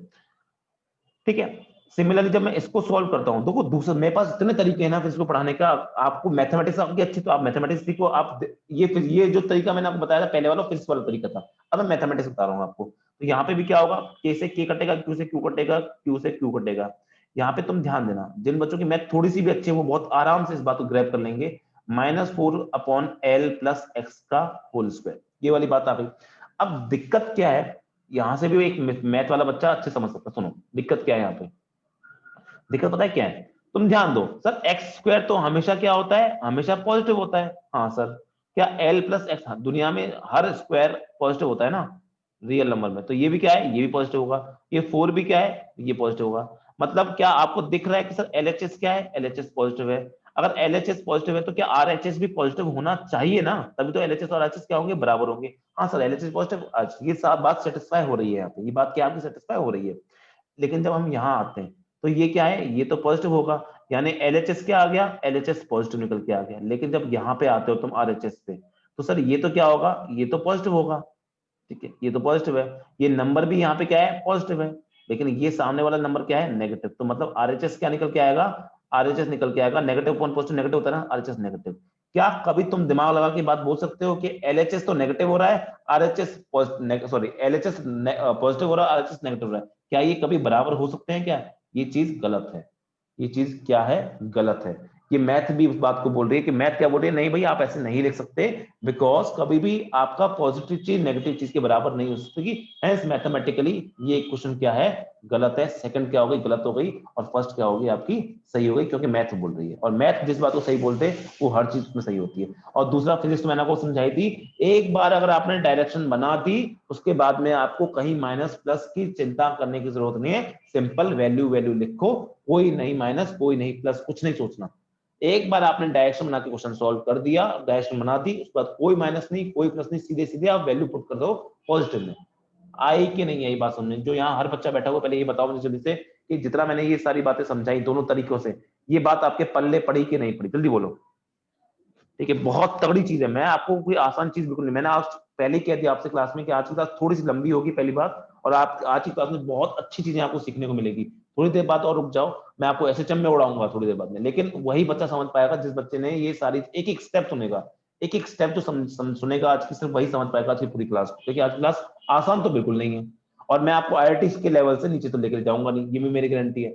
नीट के लेवल से ऊपर और आईआईटी लेवल के नीचे से, मतलब आईआईटी लेवल को छू के रहेगी मेरी बात, तो उससे नीचे नहीं जाएगी आईआईटी लेवल के से। ठीक है, तो आई होप कि इतनी सा आपको बात समझ में आ गई होगी। चलो इस क्वेश्चन समझाने में बहुत सारा टाइम लगे, अब मैं लौट के आता हूँ अपने क्वेश्चन पे, क्वेश्चन तो सॉल्व भी करना है ना। तो मतलब इतना देखो, बहुत सारे बच्चों ने तो बिना ये सब सोचे सारा क्वेश्चन भी कर दिया था, बहुत सारे बच्चों का आंसर +L निकल के भी आ गया, उन्होंने इतनी बात तो सोची भी नहीं।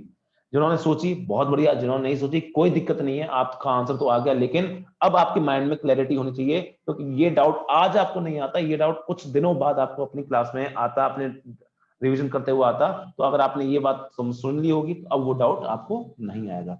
लौट के आते हैं फिर से क्वेश्चन पे। सर इक्विलिब्रियम है तो आप कुछ नहीं, F1 F2 रखो। क्या करना है, सिर्फ पॉजिटिव पॉजिटिव बराबर रखना है। क्या रखना है, सिर्फ पॉजिटिव पॉजिटिव बराबर रखना है। ये बात गांठ बांध लो अपने दिमाग में कि सिर्फ पॉजिटिव पॉजिटिव बराबर रखना है, यानी K Q Q by x square is equal to K Q 4Q। कोई नेगेटिव पॉजिटिव बारे में सोचने की जरूरत नहीं है, सिर्फ एल प्लस एक्स स्क्वायर रखो यहाँ पे। अब क्वेश्चन को सॉल्व करते हैं यहाँ पे, तो के सारे उड़ जाएंगे, ये उड़ गए, तो यहाँ पे क्या बचा, 1/x² is equal to 4/l plus x का होल स्क्वायर। अब यहाँ पे अगर मैं स्क्वायर रूट लेता हूँ तो 1/x is equal to 2 L plus x निकल के आएगा। यहाँ पे क्या हो जाएगा आपका L plus x is equal to 2x। हर बच्चा जो सॉल्व करता है x की वैल्यू क्या निकल के आएगी आपकी, x की वैल्यू निकल के आएगी बच्चों L निकल के आ जाएगी। कहां से निकल के आ रही है ये निकल के आ रही है फ्रॉम प्लस क्यू। अगर मुझसे पूछता फ्रॉम -4q क्या निकल के आएगी, तो आप बता सकते हो सर वो L प्लस एल आ जाएगी, यानी 2L आ जाएगी।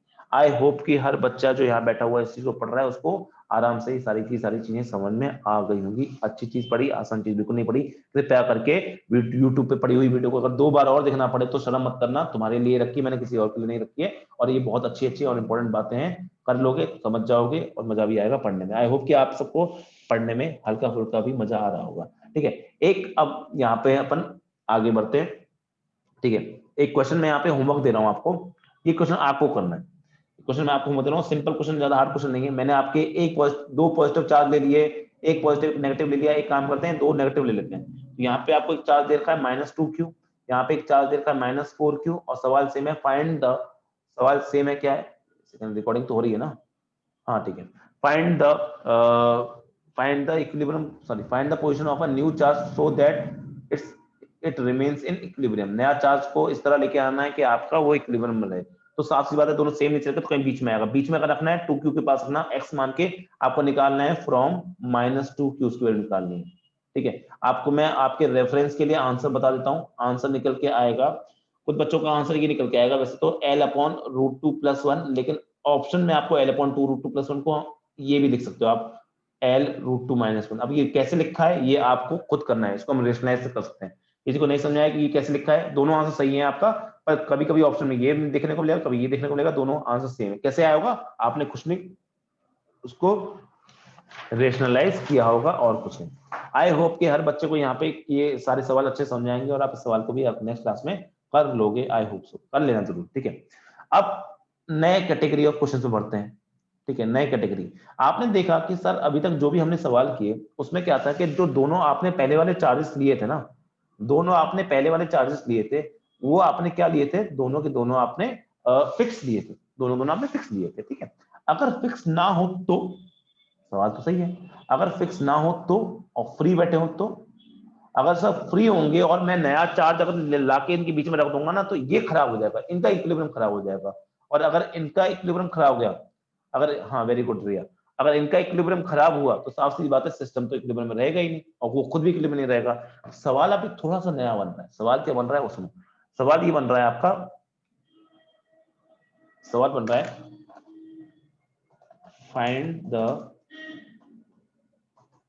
Find the new charge and its equilibrium position so that the whole system remains in equilibrium। कौन सा इक्विलिब्रियम। ठीक है, क्या सवाल ने बोल दिया आपसे कि आपको नया चार्ज, अब आपको नए चार्ज की वैल्यू पता करनी है। पिछले वाले क्वेश्चन में आपको नए चार्ज की वैल्यू पता नहीं करनी थी, क्योंकि वो हर चार्ज के लिए ऐसा सही आता हुआ आंसर। अब आपका क्या है कि ये दोनों फ्री हैं, ये दोनों क्या है आपके इस सवाल में, ये दोनों क्या है आपके, ये भी फ्री है, फिक्स नहीं है, और ये भी फ्री है। अब सवाल बोल रहा है कि आप कोई नया चार्ज लेके आओ, उस नए चार्ज को हम फिर से क्या मान लेंगे, +q मान लेंगे। उस +q को लाके आपको कहीं रखना है, कहाँ रखना है पता नहीं। आप इस तरह रखो कि उसको रखने के बाद वो तो खुद इक्विलिब्रियम में हो ही, साथ में बाकी +q और +4q ये भी क्या रहे हैं आपके इक्विलिब्रियम में बने रहने चाहिए। किसी का भी इक्विलिब्रियम बच्चों खराब नहीं होना चाहिए, किसी का भी इक्विलिब्रियम क्या होना नहीं चाहिए, आपका खराब नहीं होना चाहिए। अब कैसे करेंगे इस क्वेश्चन को, तो पहली बात तो सर, पहली बात तो नया चार्ज लेके आ रहे हैं, जैसे पहले लेके आए थे अब भी लेके आ रहे हैं, क्या उसकी कोई पोजीशन ढूंढनी है जैसे पहले ढूंढते वैसे ही।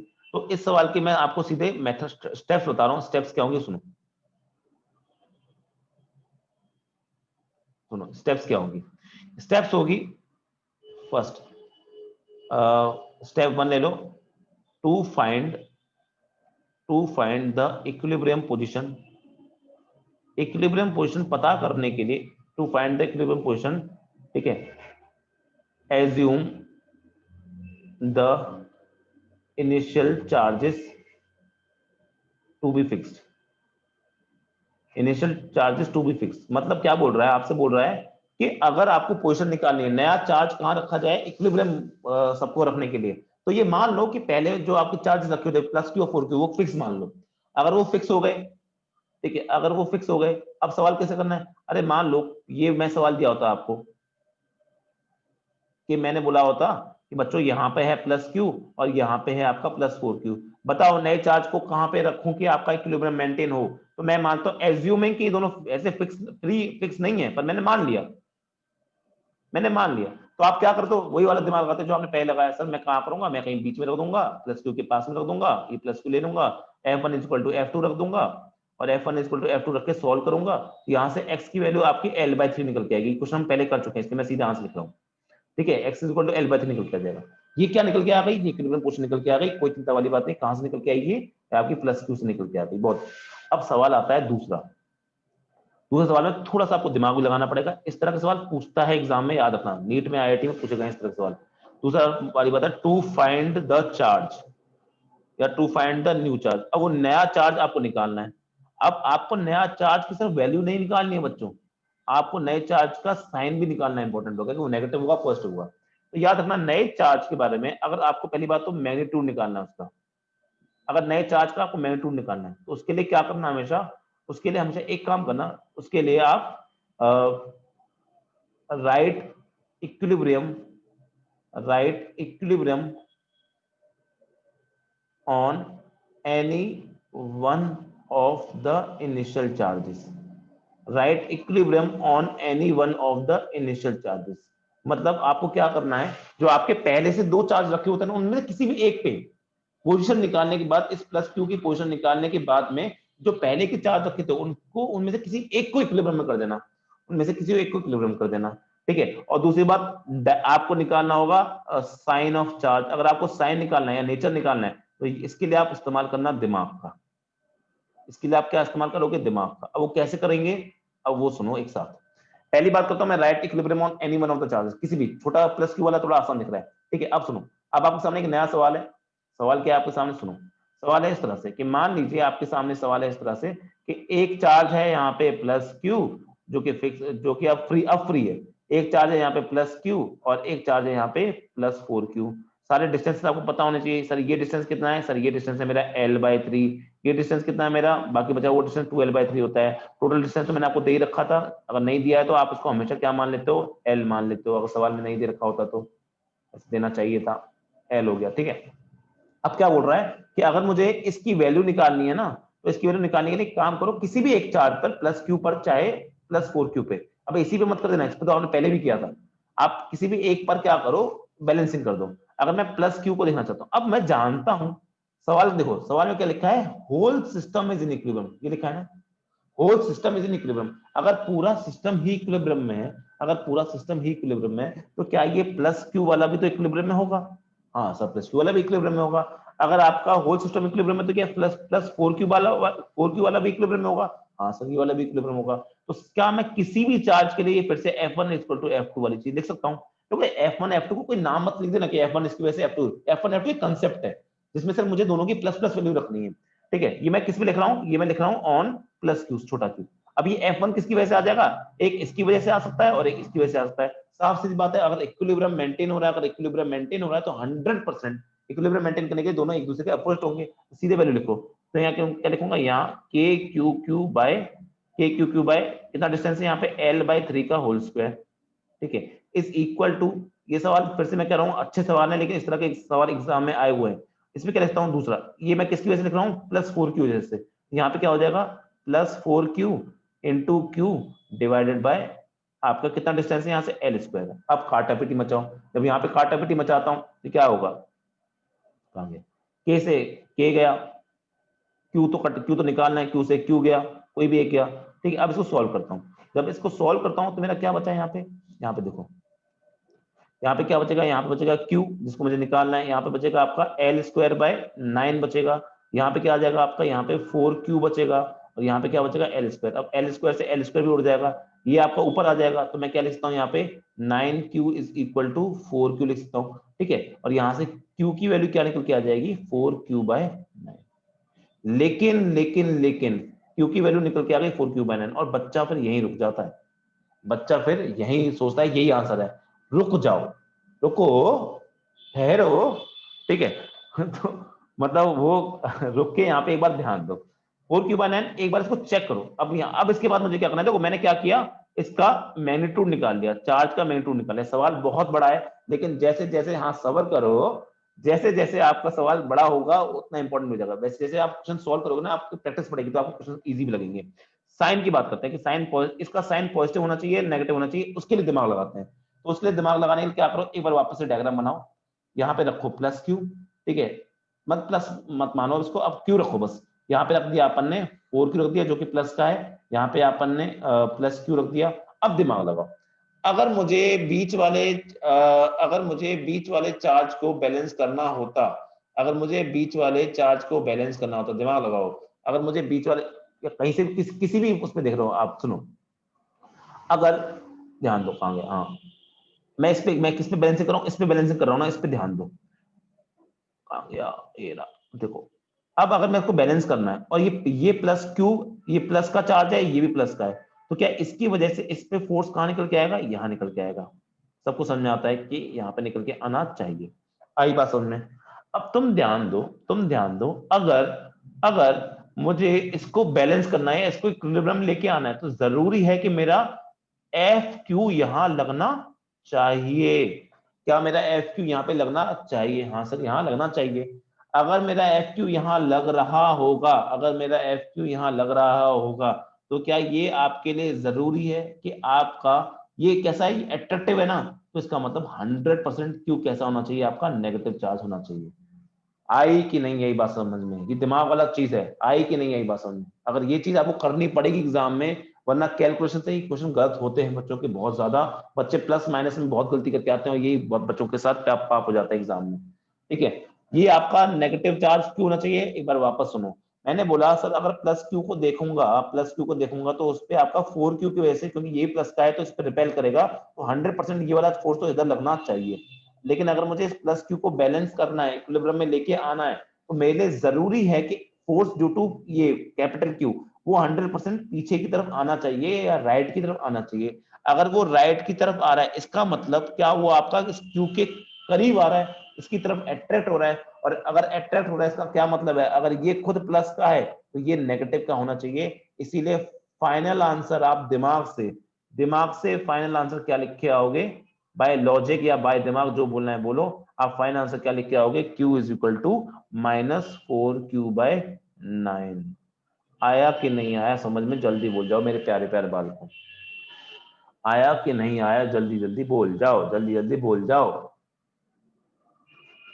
बच्चे एग्जाम में 4q/9 लिख के छोड़ के आ जाते हैं और ये पाप होता है उनसे। ये बहुत अच्छा क्वेश्चन है, बहुत अच्छे क्वेश्चन की कैटेगरी में इसमें डाल रहा हूँ, लेकिन ये इसलिए समझना आपके लिए बहुत ज्यादा जरूरी है। ये स्टेप बाय स्टेप ही करोगे तभी क्वेश्चन कर पाओगे।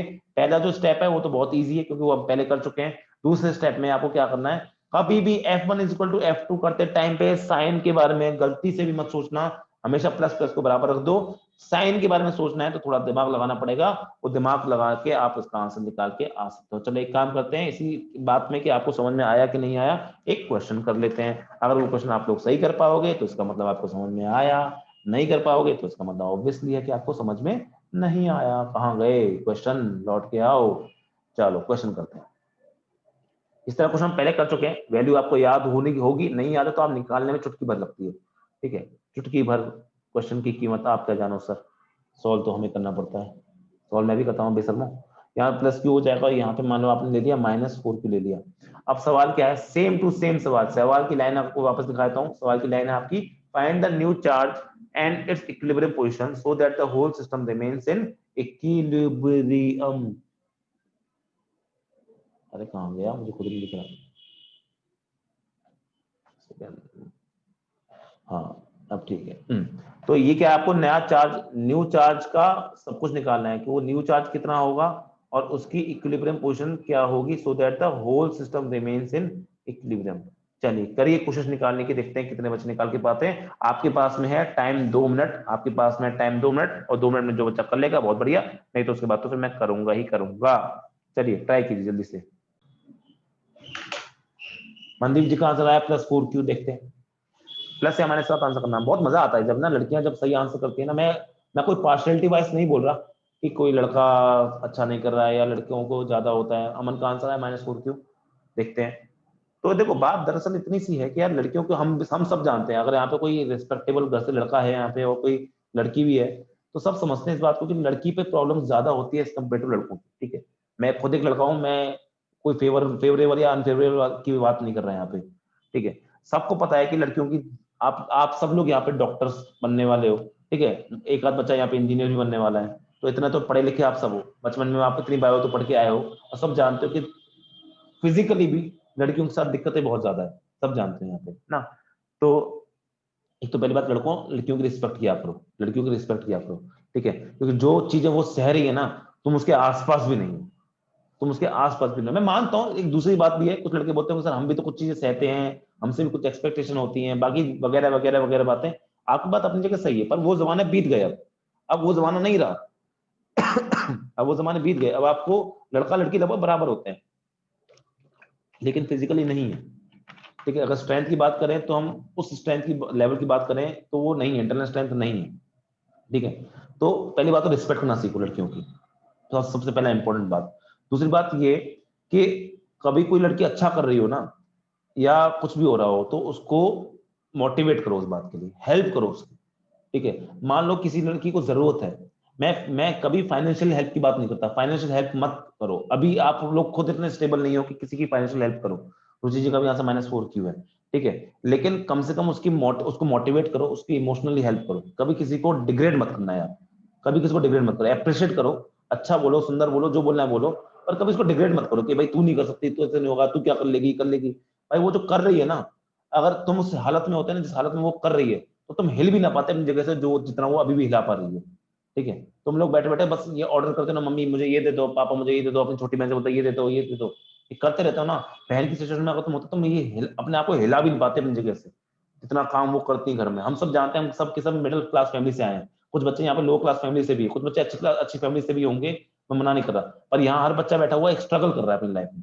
हर यहाँ बच्चा बैठा हुआ जो वो स्ट्रगल करके लाइफ में यहाँ पे आया, वरना इतने सस्ते में ना पढ़ रहे होते और इतने मेहनत से ना पढ़ रहे होते। ठीक है, वरना कहीं ना कहीं क्या पता और अच्छी जगह इंस्टीट्यूट में पढ़ रहे होते, सब कुछ कर रहे होते अगर तुम्हारे पास बहुत पैसे होते तो। पर ये मेरा रीजन यही पढ़ाने का कि यार पढ़ लो। ठीक है, बहुत बहुत प्रॉब्लम है। लेकिन लड़कियों एक बात पे और ध्यान दो, लड़कियों की खास बात बता रहा हूँ। देखो समाज में वैसे ही बहुत कम लड़कियां हैं जो बहुत अच्छा पढ़ती हैं और बहुत ऊपर जा पाती हैं, प्लस आपके साथ बहुत सारी बाउंडेशन हैं। ठीक है, मैं लड़कों को डिग्रेड नहीं कर रहा, लड़कियों को बताना चाह रहा हूँ। समाज में बहुत प्रॉब्लम है लड़कियों के साथ में। ठीक है, समाज लड़कियों को एक्सेप्ट करने में बहुत दिक्कत करता है। दूसरी बात है कि आपके साथ फिजिकली इतनी सारी दिक्कतें हैं, उसके बाद आपके आपसे एक्सपेक्टेशन भी बहुत अजीब अजीब तरह की होती हैं। ठीक है, तो पूरी जिंदगी आपको पिसना ही है। और लड़की ही एकमात्र ऐसी चीज जंतु है, ठीक है, इंसानों की बात कर रहा हूँ, जिसमें मतलब कि उसको अपने घर को छोड़ के दूसरे घर जाना पड़ता है।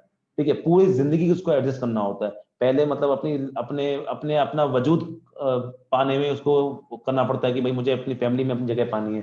दूसरा फिर वो शादी करके दूसरी फैमिली में चले जाती है, तो वहां अपने आप को प्रूव करना है, हर टाइम पे अच्छा खाना बनाना है, फिर वहां बच्चे पैदा करने हैं, फिर अपने आप को प्रूव करना है, तो पूरी जिंदगी प्रूव करने में निकल जाती है। लेकिन ये करना पड़ेगा, ये हमारी सोसाइटी ऐसी है, इतनी क्रूअल है, आपको करना पड़ेगा। अगर आपने ये करते करते, अगर आपने ये काम करते करते साथ साथ में, ये काम करने के साथ साथ में अगर आपने पढ़ाई भी कर ली, और पढ़ाई करने के साथ में कुछ मुकाम हासिल कर लिया ना, तो आप एक बहुत बड़ा एग्जाम्पल माने जाओगे सोसाइटी में। आपने देखा हो ना, कभी भी कोई लड़की कुछ अच्छा करती है तो अलग से लिखा आता है कि इस लड़की ने ये किया वो किया। क्यों लिखा आ रहा है? Because she deserves it, she has done something different than every other girl. ठीक है, वैसे ही आपके घरों में इतनी सारी लड़कियों को पढ़ने का मौका नहीं दिया जाता। यहाँ पे जो भी कुछ लड़कियां में से बात हुई हो, उनके घर वाले उनको पढ़ने के लिए अलाउ भी नहीं करते हैं, कर भी नहीं रहे हैं, लेकिन वो फिर भी पढ़ रही हैं, अपने पैसे कमा के पढ़ रही हैं, साथ में कुछ और तैयारी करके पढ़ रही है, लेकिन पढ़ रही हैं। ये सब के सब बहुत ज्यादा डिजर्व करती है रिस्पेक्ट यार। लेकिन लेकिन अब तुम इतनी मेहनत भी करो, पढ़ाई भी करो, सब करो, और उसके बाद जब तुम्हारा एग्जाम हो और तुम पढ़ाई करना छोड़ दो, वो बहुत गलत हो जाएगा। इसलिए पढ़ाई एक कांस्टेंट है, इसको बना के रखना यार। ठीक है, मेरा सपोर्ट हमेशा रहेगा, चाहे लड़का हो चाहे लड़की हो, मेरा सपोर्ट हमेशा 90% बोलोगे तो मैं तुम्हें 100% दूंगा। लेकिन दिक्कत ये है कि आपको अपना साथ कभी नहीं छोड़ना। मैं तो दे दूंगा, दुनिया भर आपका साथ दे सकती है अगर आप चाहोगे तो, लेकिन दिक्कत ये है कि आपको अपनी लड़ाई जारी रखनी है। ठीक है, कुछ बन गए तो आपका ही नाम होगा, कुछ नहीं बने तो जैसी जिंदगी चल रही है वैसे चलती रहेगी। कुछ बड़ा करना है ना तो कुछ अलग करना पड़ेगा। मेरी ये पहली की लाइन है कि अगर हमको कुछ बड़ा करना है ना तो कुछ नया करना जरूरी है। और नया करने करने का कोई आपको आके बोलेगा नहीं कि तू ये कर वो कर, ये आपको खुद से अंदर से फील आनी चाहिए यार कि मुझे अपने लिए करना है, ठीक है, मुझे अपने आप को प्रूव करना है। जिस दिन आपने अपने आप को प्रूव कर लिया ना उस दिन आप पूरी दुनिया के सामने अच्छे हो जाओगे। तो बस यही है कि भाई अगर तुम वही करना अगर तुम वही कर रहे हो, एक और बात है लड़का लड़की, एक और बात है, अगर तुम वही काम कर रहे हो आज भी जो तुम कल कर रहे थे ना तो तुमको वही मिलेगा कल जो तुम आज हो। अगर आज तुम गरीब हो, आज तुम्हारी फैमिली में दिक्कत है, आज तुम अच्छे से नहीं पढ़ रहे हो, आज तुम्हारे सामने वही कोई प्रॉब्लम है, अगर फिर भी तुम अपनी जिंदगी में कोई नया चेंज लेके नहीं आ रहे हो तो तुम्हारी जिंदगी वही रहेगी जो तुम्हारी आज है, वही तड़पने वाली जिंदगी, वही बेकार जिंदगी, वही सब। लेकिन अगर आपको कुछ बड़ा करना है, कुछ अच्छा करना है ना तो कुछ नया करो जो आज तक आपने नहीं किया। वो है आपके हाथ में मेहनत। इस उम्र में आपके हाथ में सिर्फ और सिर्फ मेहनत है और सिर्फ और सिर्फ पढ़ाई है, वो करो तो दुनिया मुट्ठी में कर लो। बाकी तो ज्ञान है, ज्ञान तो मैं कितना भी दे सकता हूँ पर हमको पढ़ाई भी तो करनी है। तो यहाँ बात करते हैं, यहाँ पे प्लस क्यू ले लिया, यहाँ -4 क्यू ले लिया। पढ़ाई कर लो यार, लड़का लड़की जो हो मुझे उससे फर्क नहीं पड़ता, पर बात ये कि भाई मेरा मेन मुद्दा है पढ़ाई करवाने का, ठीक है। आप लोगों से कई बार मेरी ये बात भी हुई होगी, बच्चे फीस के बारे में से बोलते हैं, आप लोगों से कई बार फीस के बारे में बोला है, तो मैं कभी कभी डांट देता हूँ फीस के लिए, या कभी कभी इरिटेट हो जाता हूँ कि एक ही चीज बार बार पूछते हो आप लोग। लेकिन मैं आपसे ये बात जरूर कहता हूँ कि यार फीस वीस नहीं दे पा रहे हो कोई बात नहीं, तुम्हें और कम पैसे करवाने तुम और कम पैसे करवा लो, कोई बात नहीं, लेकिन क्लास कर लो, पढ़ लो। क्योंकि तुम्हारे 100 200 1000 500 600 रुपए से मुझे कोई फर्क नहीं पड़ेगा, सच्ची बता दूं। ऐसा नहीं है कि मेरे घर में मैं अगर तुमसे 1000 रुपए ले लूंगा तो मैं एक दिन में एक बहुत बड़ी ऐश की जिंदगी जीना शुरू कर दूंगा। लेकिन अगर तुम थोड़े से भी सीरियस हो जाओगे ना उस चीज के लिए और तुम पढ़ाई करना शुरू कर दोगे ना, तो वो 1000 रुपए जो शायद मुझे मिल सकते थे या नहीं मिल सकते थे, उस 1000 रुपए की कीमत तुम्हें अपने 1-2 साल बाद समझ में आएगी। मेरे 1000 रुपए ना लेने से या मेरे 100 रुपए ना लेने से मेरे को कोई फर्क नहीं पड़ेगा, पर तुम्हारी जिंदगी में इतना ज्यादा फर्क आ जाएगा, इतना ज्यादा फर्क आ जाएगा ना पढ़ाई करने से, कि तुम पूरी जिंदगी शायद बोलोगे यार एक सर ने पढ़ाया था हमें। और मेरा मेन मुद्दा बस यही है, मेरा मेन मुद्दा बस यहाँ पे आपको ये दिखाना है कि यार दुआ ले लो थोड़ी सी, क्या है दिक्कत है, पढ़ाई तो यार पैसे तो कमा लेंगे। कोरोना आएगा, कोरोना जाएगा, लॉकडाउन आएगा, लॉकडाउन जाएगा, पैसे की कमाई खत्म होगी, पैसे की कमाई ज्यादा होगी, उससे क्या फर्क पड़ता है। लेकिन मेरी गारंटी है कि अगर मैंने आपको कल को डॉक्टर बना दिया, अगर कल को आप लोग यहाँ पे जितने बच्चे बैठे हैं, अमन बैठे हैं, तृप्ति बैठे हैं, सुमाइला बैठी है, इंशा बैठी है, इतनी सारी मंदी बच्चे यहाँ बैठे हैं, अगर आप कल को डॉक्टर बन गए, आप किसी अच्छी पोस्ट में पहुंच गए ना, तो कम से कम एक बार तो आपके मन में, जिंदगी भर एक बार तो आपके मन में एक बार तो ख्याल आएगा, छोटा सा ही सही, साल में एक बार तो आप सोचोगे यार एक अखिलेश सर थे जिन्होंने हमें पढ़ाया था, फीस ना लेके भी या इतनी मिनिमम फीस लेके भी या अपनी दिन रात उन्होंने हमने मेहनत करके पढ़ाया था। मुझे बस वही चाहिए, मुझे तुम्हारी सक्सेसफुल लाइफ चाहिए और मुझे चाहिए कि बस तुम्हें एक छोटा दिल में अपनी जगह बना के रखो, बस, और से ज्यादा कुछ नहीं चाहिए, ठीक है। चलो, थे नहीं, हाँ है, वो तो हम हमेशा रहेंगे, जितना मतलब थे, मतलब ऑब्वियसली उस प्रेजेंट ऑफ टाइम पे हम उस तरीके से नहीं होंगे जिस तरीके से हम आज हैं। तो सवाल को करते हैं, तो पहले हम इक्विलिब्रियम पोजीशन निकालने की बात करेंगे। तो इक्विलिब्रियम पोजीशन निकालने के लिए दोनों क्या है आपके, दोनों आपके अपोजिट चार्जेस। तो अपोजिट चार्ज के लिए आपको क्या होता है कि आपका बीच में तो नहीं होगा, कहाँ होगा, जो छोटा चार्ज है उसके पास होगा। तो छोटा चार्ज आपका यहाँ पे, मैंने क्यों रख दिया यहाँ पे, एक्स ले लिया मैंने यहाँ पे, ठीक है। और ये क्या है आपका, ये आपका एल है। तो मैंने क्या कहा, सिंपल, पहले इक्विलिब्रियम पोजीशन निकालने, कुछ नहीं करना है, हमेशा एक ही चीज तो करे जा रहा हूँ मैं, F1 इक्वल टू F2 कर रहा हूँ। तो आप क्या लिखोगे, के बिना साइन के साथ लिखना है आपको, x square is equal to K Q 4Q, minus मत लगाना, सिर्फ साइन की वैल्यू रखनी है आपको, साइन की वैल्यू नहीं रखनी है, क्योंकि आप सिर्फ मैग्नीट्यूड बराबर कर रहे हो। यहाँ से काटा पेटी मचाते हो, ये क्वेश्चन हम पहले सॉल्व कर चुके हैं, इसकी वैल्यू निकल के आती है आपकी +L, और प्लस ही निकल के आनी चाहिए क्योंकि आप सब कुछ मैग्नीट्यूड में सॉल्व कर रहे हो। तो एक्स की वैल्यू क्या निकल के आती है, +L। अब क्या करते हैं, second part of question. Second part of question क्या है, जिसमें आपको निकालना क्या है, आपको निकालना है मुझे उस Q की वैल्यू निकालनी है विद साइन निकालनी है। तो कैसे निकालूंगा, पहला काम है मैग्नीट्यूड निकालना। तो मैं किसी भी एक चार्ज पे, चाहे आप स्मॉल प्लस क्यू या फिर आप स्मॉल -4Q पे किसी को भी किलोमीटर दो, अच्छा ये होगा स्मॉल क्यू को लो, क्योंकि उससे क्वेश्चन को सॉल्व करना थोड़ा सा आसान हो जाता है। तो मैं क्या करता हूँ, स्मॉल प्लस क्यू को इक्विलिब्रियम में लिखता हूँ। क्या स्मॉल क्यू पे भी क्या होना चाहिए, F1 इक्वल टू F2। बिना साइन के सोचे समझे आप बस F1 इक्वल टू F2 रख दो। तो आप क्या लिख पाओगे, K Q Q by x square, x कितना है आपका, चलो एक्स को अभी एक्स इज इक्वल टू, दूसरा क्या हो जाएगा, के आपका कोई साइन नहीं लगाना, साइन लगाओगे गलती मारोगे, आप उसे मैग्नीट्यूड रखना है, अपॉन यहाँ पे हो जाएगा आपका एल स्क्वायर, ठीक है। अब काटा पिटी मचाओ, इससे ये उड़ गया, ये उड़ गया, ये बस, अरे सॉरी, क्यू कैसे उड़ गया, क्यू नहीं उड़ा, ये उड़ गया, के उड़ गया और एक क्यू उड़ गया। बचा क्या आपका, यहाँ पे बचा आपका Q by x square is equal to 4Q by L square. अब एक्स की वैल्यू आप सबको पता है, एक काम करता हूँ, क्यू कह सकता हूँ, 4Q एक्स अपॉन एल का होल स्क्वायर बनेगा। यहाँ पे थोड़ा सा क्वेश्चन अच्छा दिखेगा और कुछ नहीं। 4q, x की वैल्यू क्या है सर, x की वैल्यू मैंने निकाली थी l है, इसकी वैल्यू क्या है l है, स्क्वायर है, ठीक है।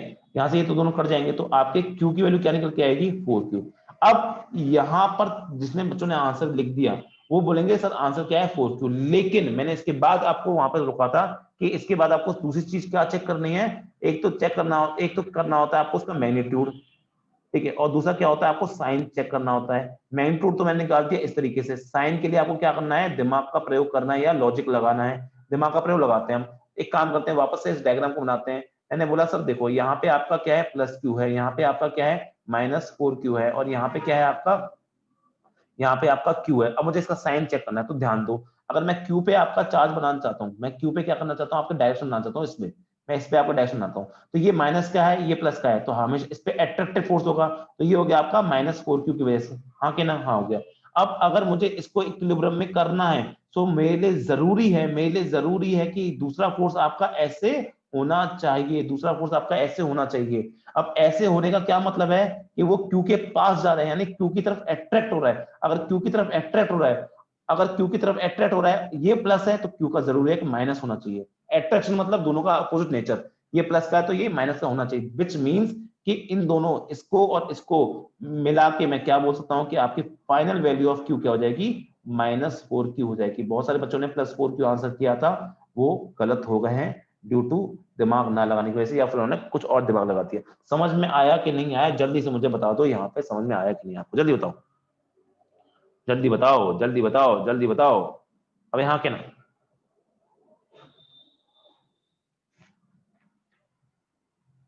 ठीक है, अच्छा क्वेश्चन था, समझ में आया होगा मेरे ख्याल से, और जिन्होंने गलती करी उनको भी समझ में आया होगा।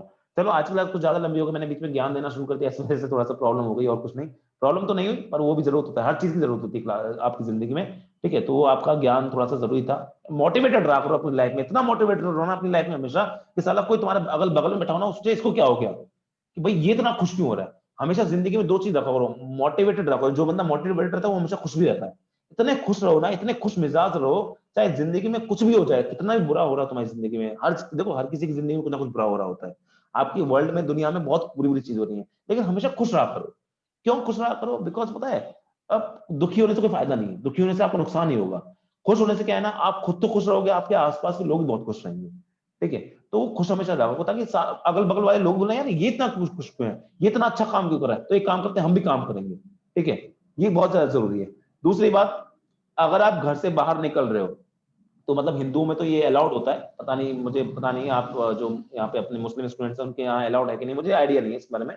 तो एक बात है, अपने पेरेंट्स को बहुत ज्यादा रिस्पेक्ट दो यार, मतलब चाहे वो कितने भी आपको बुरे लगते हो, इस उम्र में थोड़े से पेरेंट्स किसी किसी बच्चों को बुरे लगते हैं, पर रिस्पेक्ट दो यार, मतलब ठीक है। आप उस पोजीशन में जिस दिन पहुंचोगे ना, जिस दिन आप उस पोजीशन में पहुंचोगे, जिस दिन पे वो आज हैं, जिस पेरेंट्स वाली फीलिंग पे, तब आपको समझ में आएगी कि यार कितना डिफरेंस होता है, कितनी प्रॉब्लम हो जाती है लाइफ में, और उनके दिमाग में बहुत सारी चीजें चल रही है, जिस वजह से आपको उतना प्यार में भी जो आप एक्सपेक्ट करो वो कभी कभी नहीं दे पाते होंगे। तो जो कर सकते हैं, तो एक बात तो मैं बहुत ज्यादा मानता हूँ, बहुत ज्यादा फील करता हूँ कि पेरेंट्स के पैर छुआ करो। मैं ये नहीं कह रहा कि भाई मतलब दिन रात 10 बार पैर छू रहे हो, पर दिन में एक बार किसी एक टाइम पे, घर से बाहर निकलते टाइम खासकर, पैर छू के बाहर निकला करो, ठीक है। ये मैं अपनी बात बता रहा हूँ, किसी को अपना अपने हिसाब से नहीं लेना। वैसे बहुत सारे बच्चे करते भी होंगे, मैं आज तक कर रहा हूँ। मैं इतना ज्यादा हो गया बड़ा, इतनी बड़ी उम्र में हो गया, सब कुछ हो गया, मैं आज तक अपनी मम्मी की जब भी सिर्फ मतलब 1-2 घंटे के लिए मैं घर से बाहर जाता हूँ ना, तभी मैं पैर छू के जाता हूँ, और वो इतने प्यार से मुझे पुचकारती है, मुझे प्यार से अच्छे से बोलते हैं अच्छे से जाना ही करना, तो एक अलग मुस्कान आती है उनके चेहरे पे, ठीक है। और वो मुस्कान के लिए तो जीना है यार, अगर माँ बाप को खुश नहीं कर पाए अपनी जिंदगी में, तो क्या कर रहे हो अपनी जिंदगी में, पैदा होकर तुम लोग, ठीक है। अगर अपनी जिंदगी में अपने माँ बाप को खुश नहीं कर पाना, तो जिंदगी में तुम्हें जीने का हक नहीं चलता। एक्सेप्शंस होते हैं, कभी आप दुखी होते हो, कभी वो गुस्सा होते हैं, सब एक्सेप्शंस हैं, पर दुखी नहीं करना है। चलो आज की क्लास हम यही समाप्त करते हैं, मुझे एसएसएम के क्वेश्चन कराने थे, पर क्लास बहुत ज्यादा लंबी हो रही होती जा रही है, ठीक है। और अपन नेक्स्ट क्लास में कर लेंगे, अपन कहीं जा तो रहे हैं, ठीक है। तो आई होप कि सबको आज की क्लास समझ में आएगी, आज की क्लास बहुत अच्छी क्लास थी। नेक्स्ट क्लास भी थोड़ी सी अच्छी क्लास होगी, स्टार्टिंग भी उसकी अच्छे से ही होगी, ठीक है। एसएचएम के सवाल होंगे, प्लीज रिवीजन जरूर करना, नोट्स जरूर बनाना, मजे करते रहना लाइफ में, और खुश रहा करो यार, लड़कों लड़कियां सब खुश रहा करो। खुश नहीं रहोगे तो क्या करोगे यार, खुश दुखी रहोगे तो मैं भी रहूंगा, तुम भी रहोगे, दोनों रो रहे हैं, क्या फायदा, ठीक है। चलो मिलते हैं आपसे नेक्स्ट क्लास में, thank you very much, see in the next class. चलो टाटा गुड बाय, वीडियो जरूर देख लेना, आपकी अपलोड हो जाएगी। चलो tata goodbye and good night to everyone.